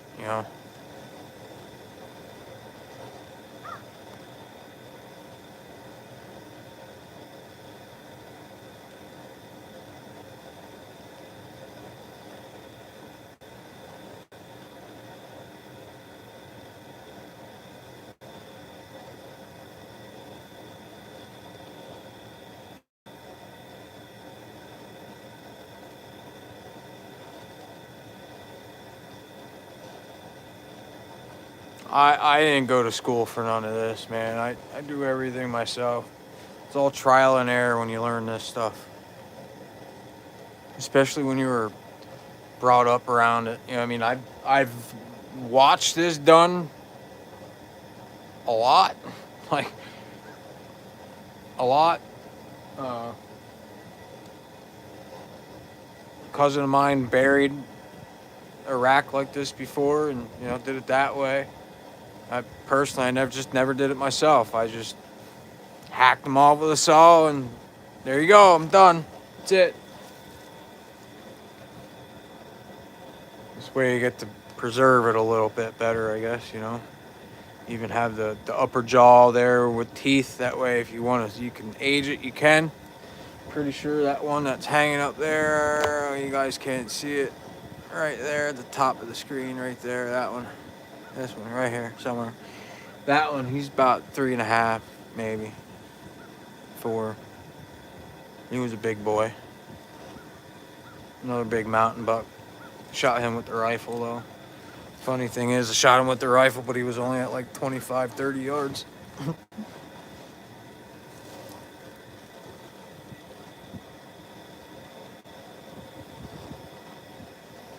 And he was with a doe. It was late November, rifle season. It was his first day of rifle. Public land.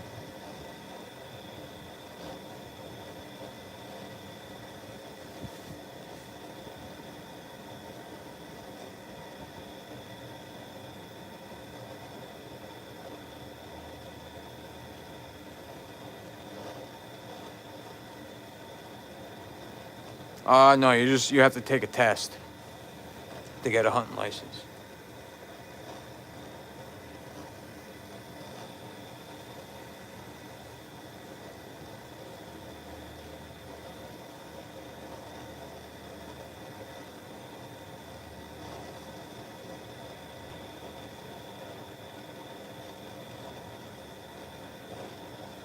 Take a little, like, it's like a little course, a little class you sit through. I'm not sure how long. I think it was just one day my son went, or 2 days.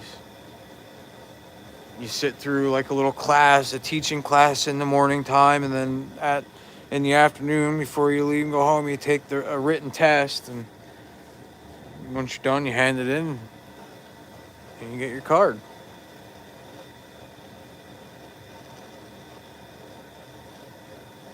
Yeah, it's just a little class you take, that's all. It's like an 8-hour class or something. I know back when I took my hunter safety course, uh, the game commission actually came to my school and did presentations and stuff in the auditorium and said if anybody would like to further this, to come to the class Saturday and Sunday at the high school to finish the class and take the test. Well, that's what I did. I took it in fifth. I was in 5th grade when I took my hunter safety course. Yeah.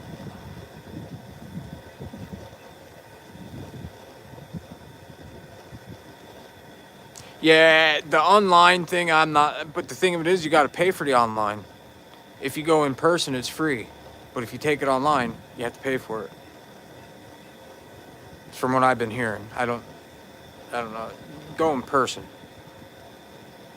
To me, you learn more when that teacher is standing in front, especially hunting.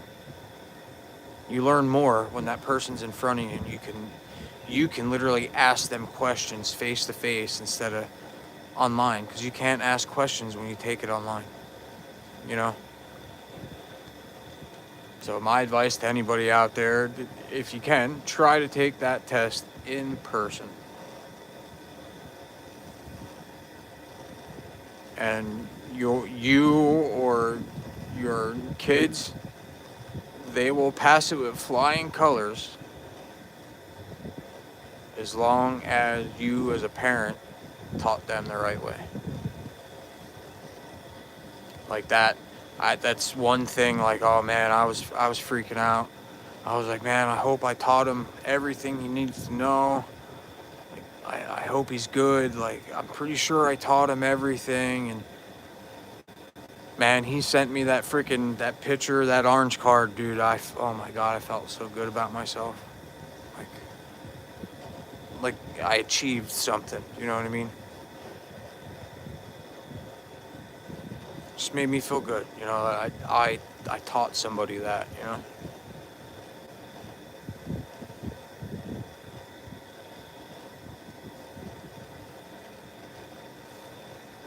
I thought that was a deer coming, but that was a squirrel.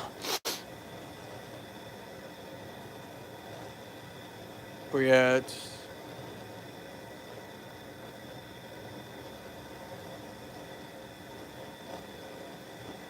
yeah. And I got 2 more that I gotta teach and show them the ropes and stuff. Austin's on his way there. He's doing pretty good. He's 8, so he's got 3 more years. So, well, 4 more years to go for him to get his license. And then I have my daughter, which I hope she takes up hunting. That'd be awesome. Teach her how to put these boys in check. Teach her how to go hunt these monster mountain buck down, and she can put them on the wall and make her husband jealous. If she ever gets a husband when she's older, if I allow it.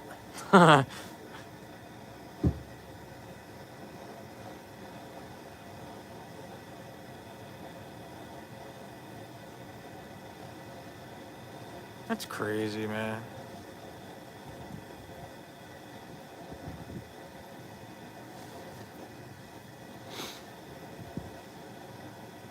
Yeah, I mean, she's always talking about hunting and daddy fishing, and so it's got to get her into it. She started shooting bow this year a little bit.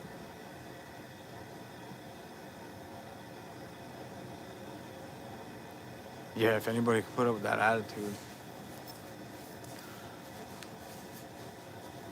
She does have an attitude on her.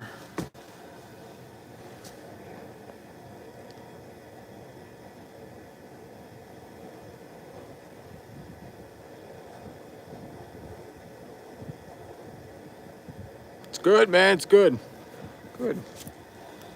It's honestly nice to see the women hunting, because me growing up, man, that the only thing that was out hunting were men, just kids. Now, me and my brother-in-law, we were out hunting public land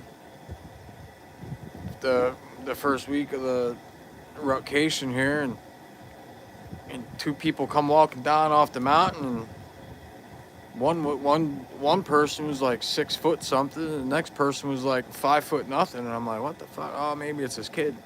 No, it was his fucking wife, all face painted up, and so I was, oh shit, I thought it was his kid. No, it was his wife. But it's cool to see women and children in the outdoors hunting, fishing. It's neat.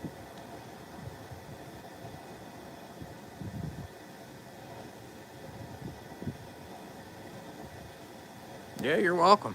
Anytime.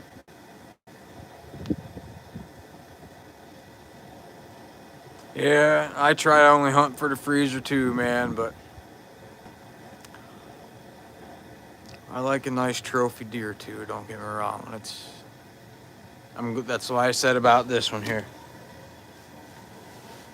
I am proud of it. I'm proud I put meat in my freezer. But I am disappointed I didn't have more patience to wait for a bigger deer, because I know I could have shot a bigger deer. I know I could have. The deer were there, especially where I shot this one. The deer were there, the buck were there. Just was getting antsy, couldn't wait no more.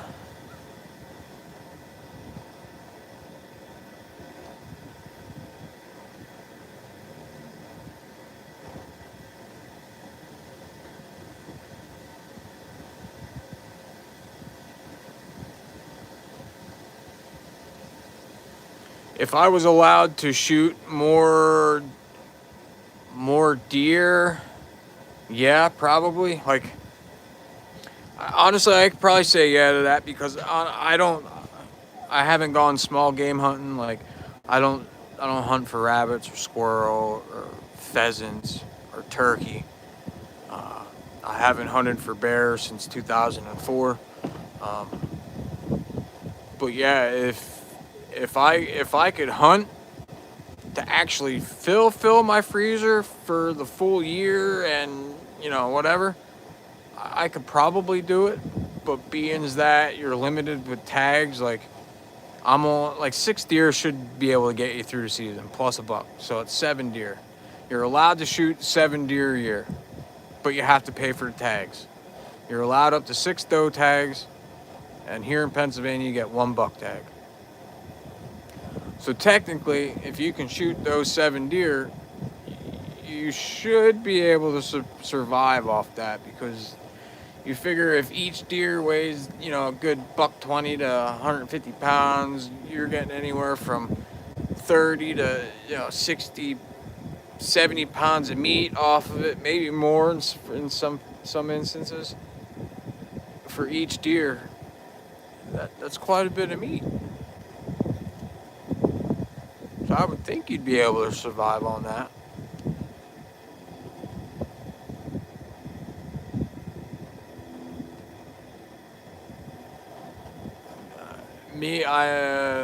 For small game and stuff, I wouldn't be able to shoot enough for my family to eat. There'd be no way. Especially like squirrel or rabbit. I mean, hell, you need 3-4 rabbits to have a good meal. You know, a pheasant, that probably feed a family of 5 decently. Squirrels, you're only allowed to think 6 at a time, so 12 in possession. So yeah, I don't know, man. PA's got some weird laws. I think they need to revamp some. Go back and look at them. Like, they just passed the Sunday hunting here in Pennsylvania. So this is the actual first year you're allowed to hunt every Sunday in hunting season. Well, the 13 Sundays, they said. Before, 2 years ago, they opened up, you're allowed to hunt 3 Sundays. Only 3 Sundays. Now this year they pushed it through that you can hunt 13 Sundays, and they start from October and they go all the way up into December, January. So that's why I took a big advantage. To be honest, the 9-pointer, the big 9 that I have on the wall in the house, I shot him on a Sunday. It was November 12th. And then this one that I'm boiling now, I shot him on a Sunday. It was November 9th.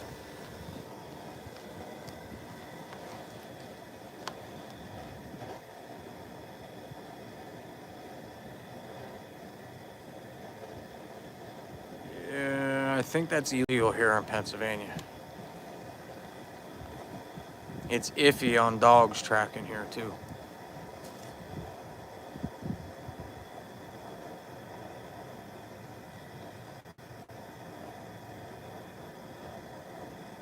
I'm sorry, but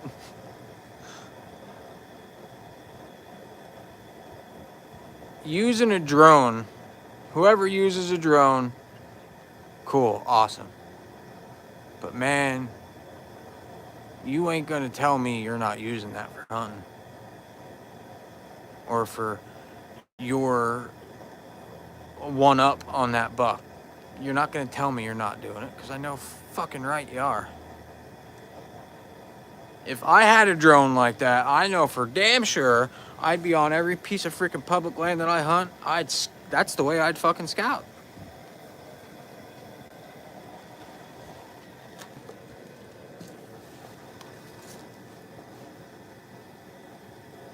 Yep.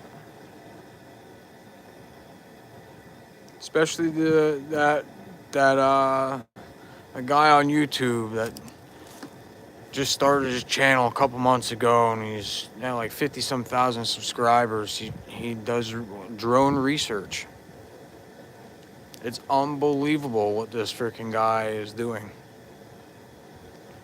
You think GPS collared studies are awesome? Go check that guy out, man. I forget I forget the name of the channel. But it's the guy that does the drone stuff. He goes around, does research with the drone, flying around.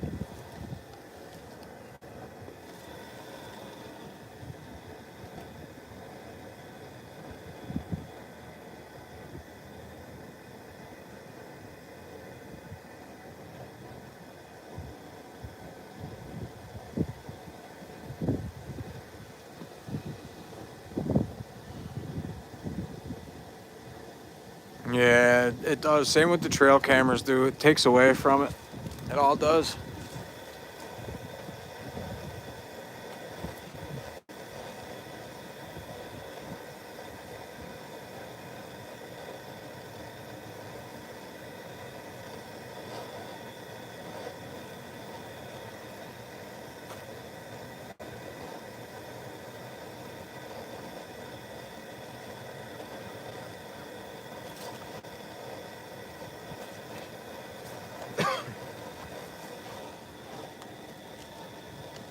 Like me, myself, I don't use trail camera that much. I can show you my trail camera right here. It's in my backyard, hooked up, watching the main path that comes right here.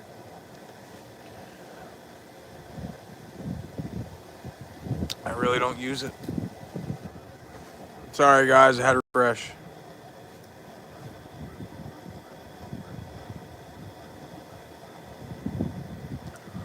yes, I have a job. I work a full-time job.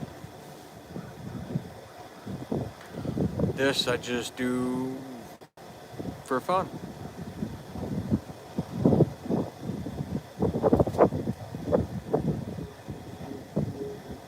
Yeah.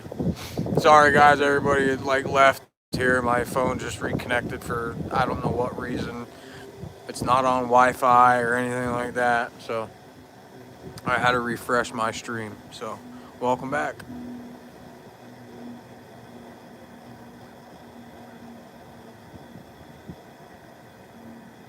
Yeah, I mean, don't get me wrong, man. Yeah, it'd be nice to keep tabs on, what's walking by, but 90% of the time, you don't get that buck on camera. And you know what you're thinking when you don't get that buck on camera? Damn, he's not around. He's not in the area. Where is he? Where is he? Da da da, man. Man, I hope he comes back around. And you know what that buck's doing the whole time? He's skirting your freaking trail camera by 50 yards. So, yeah. Yep, I'm in Pennsylvania. Like I just watched a podcast where this hunter, he was sitting in this spot. He knew there was a good deer running in there, and his trail camera was 20 yards in front of him. And the whole time he was sitting there, he had deer in front of him walking by him, and not one time did his trail camera go off, because they never walked in front of that camera. So he said, if I was sitting at home waiting for that camera to go off to let me know when deer were there, I would have never hunted. I would have never tagged the deer that I tagged in that stand. He goes, I'd be at home waiting for my camera to go off. So just because they're not on camera, guys, that doesn't mean that they're never by your stand. They could be 50 yards out of reach from your camera going off, or they could be on the back side of your camera.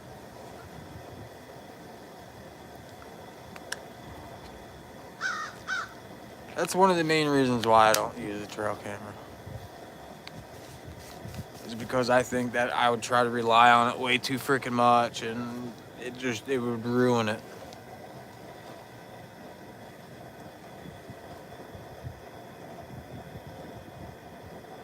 Nice, man. Dan Infalt, I've been following him for a while, quite a few years. Yeah, I watched a lot of his video, man. Some of the hunting he does, I can relate to, especially the swamp hunting. I grew up hunting a swamp, so I watched some of that. I watched all of his hill country stuff. Any content out there like Bo Martonic, he's in Pennsylvania. He is West Central PA. He's out that way by like State College and shit. So he hunts the mountains also. So I watch a lot of him. Anything with like mountain hunting, hill country, I watch, because that's what I hunt. I don't watch like people hunting farmland, ag land and stuff, because I don't have ag land around me. Some of their stuff, might help, but not really.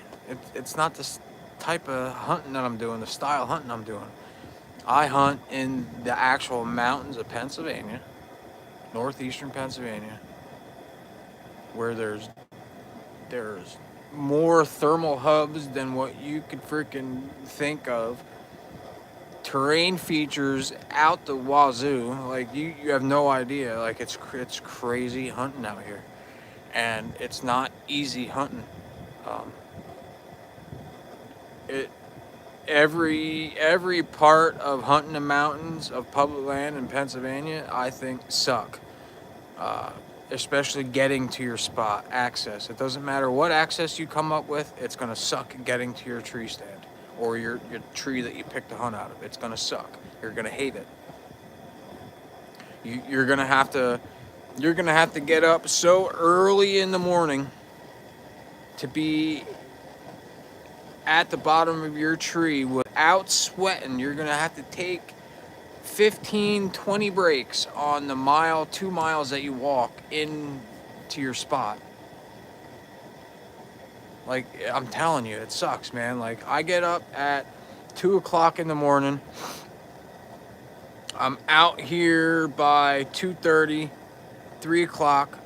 I'm leaving my house at 3:15. I'm driving to my hunting spot. I'm getting all my stuff on at my hunting spot. And then I have to walk like a mile and a half to my hunting spot. And in that mile and a half, it takes me over an hour to get there because I take 15, 20 breaks. I may only walk 20 yards and I'll take a break. And my next time, I might go 50 or 75 yards, take a break. Because the minute you sweat, you're done. You're done. Especially in the mountains, man, up here. I'm telling you, it could be early October where it's 60, 70 degrees during the day. Well, when that sun goes down, the temperature plummets to 40, and it gets cold. It gets chilly, man. I'm telling you. Especially in the mountains with the wind blowing every which way. Like, you guys that hunt ag land and stuff, you come up here in the mountains of Pennsylvania and you go, oh yeah, you gotta hunt the wind in thermals. Yeah, have fun. Have fun.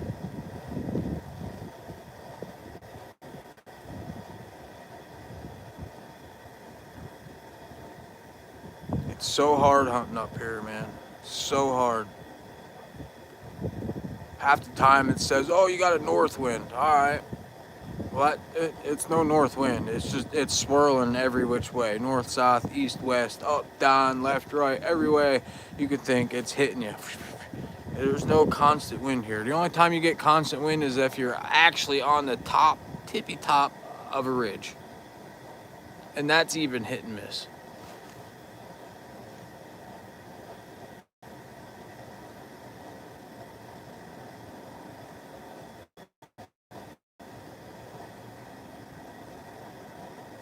That's one thing you guys should learn is wind and thermals.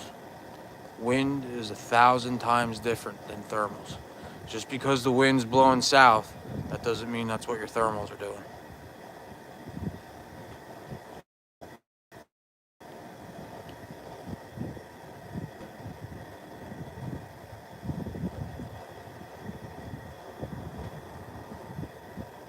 Oh yeah, dude, I'm telling you it does. It does, 100%. 100%. And that you're not gonna shoot nothing if you're not gonna be in that tree. You know what I mean? Like, that's why in some areas I'm hunting 20, 25 feet in the air. Like, I'm up as high as my sticks and platform will get me. 3 feet. And that was at my rut location, and I was up at least 6 feet, 7 feet higher than what I was last year because of how I have my setup on my saddle. I have my first 2 bottom sticks, I have 2 double step 8ers. So I set my first stick that the bottom rung is here at my forehead. And then the top stick is, I'm 5'10", so you figure that top stick is at 6.5 feet. Okay, well, that's where I start. I start 6.5 feet, almost 7 feet off the ground. Well, my next stick I put up just as high.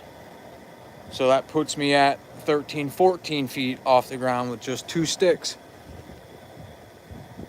And then I go, my next stick, which I have a single 8er on, that puts me up, 18 feet.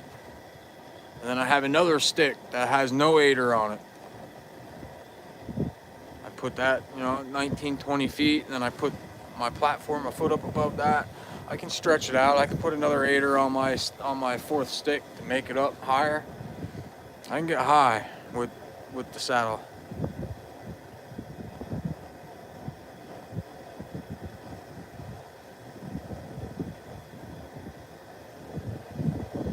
Yeah, the apps like Onyx, I use Spartan Forge. They do help.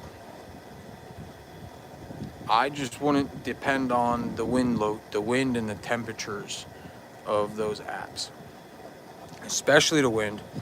I wouldn't count on what the wind location says, because half the time it says it's coming out of the north and it's coming out of the freaking south sometimes for me, or it's coming out of the east or west. You know what I mean? It's completely opposite of what the app says usually for me. Every once in a while, I get a true win what the app tells me, but the app helps me with terrain, reading the terrain, and uh, picking out different like pinch points and funnels and different timber cuts. Picking out bedding locations, how you can pick out bedding locations on points of ridges or knobs or bowls. Like, there's a lot to go into it, and as much as I know about it, I have a feeling I'll never be able to teach it all to anybody. Um, Especially the last 3 years, man. I went down a rabbit hole with thermals and wind and reading maps and trying to get better at reading maps, because that's my down, is reading maps and picking out thermal hubs, where the thermal hubs are, and how, like, if you have two drainages and two or three ridge points that meet together and that slope down, in the middle of that and bottom of that, that's a thermal hub. That's where the wind is going every which way and stuff. That's where all the buck go, the mature buck go there to get sent from up above and around. That's a big deer gathering point, as a thermal hub, because all the scent that they want and they need to gather is there in that thermal hub.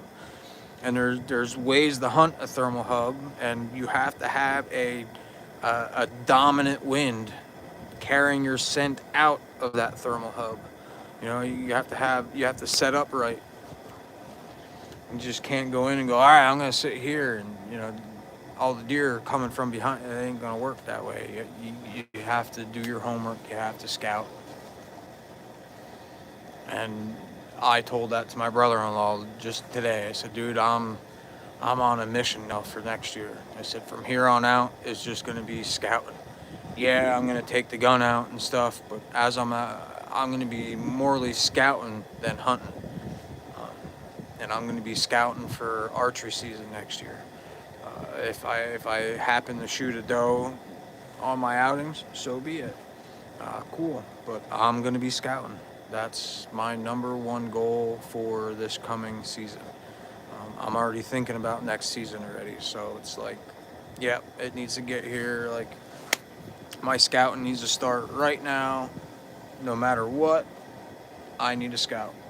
Like, I went down a rabbit hole the other night and scouted for probably 2-3 hours, picking up new spots and having the marking parking areas where I can park, and then have to walk up to there, and yeah, it's gonna be busy.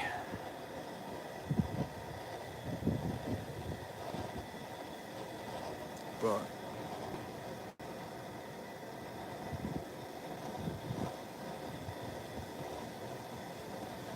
it's the backside of bedding, but why are they wrapping on the backside of bedding? That's the way the wind goes. They're doing that. They don't go into bedding to check it. They wrap around the backside of it, because that's the way the wind's blowing. They get all their scent from there. That's why a buck will bed. Sometimes a buck won't bed by bedding area. He'll bed by a bunch of intersecting trails that, there might be 5-6 trails that all go into one area and stuff. And he will bed downwind of that or upwind of that, being that he could see that. If he could see those paths and trails that intersect and stuff, he's paying attention to that if a doe would pass that or cross in there. Because the minute he sees that happen, he's going to go down, check that trail, scent check it, follow it for a little ways. And once he finds that nothing's interesting, he's gonna go right back, either bed where he was, or he's gonna continue on his way. That's what he's gonna do.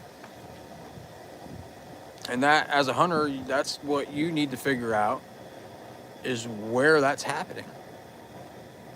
You need to find the bedding, the doe bedding. Hunt the doe bedding in rut. If you're by the does, you'll be by the buck. If you're hunting buck bedding, you're never going to see them. You'll only see them in early season and then in late season.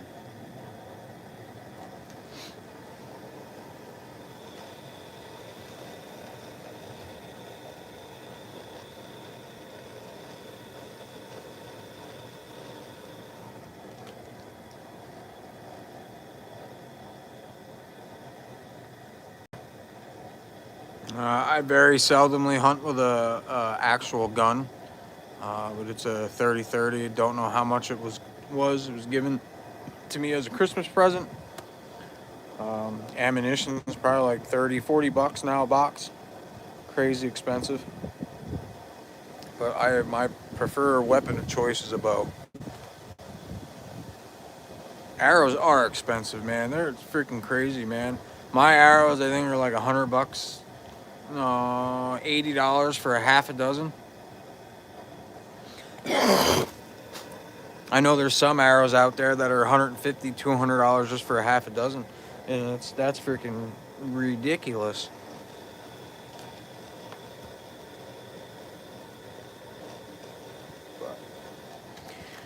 All right, 2:30. Been on here for a little while, but I'm gonna finish this up, let it boil. I'm gonna go in the house, say what's up to the wife and the kid, and hang out with them for the rest of the night. But I want to thank you all guys for hanging out, stopping by. I appreciate all of yous. Make sure you hit that like button, hit the sub button so you know when I go live or post my next video. I know I've been slacking here a little bit going live, but hey, life happens, right? But anyway, good luck, stay safe, see you next time. Do me a favor, leave some for me out there. Later, guys. See you on the next one.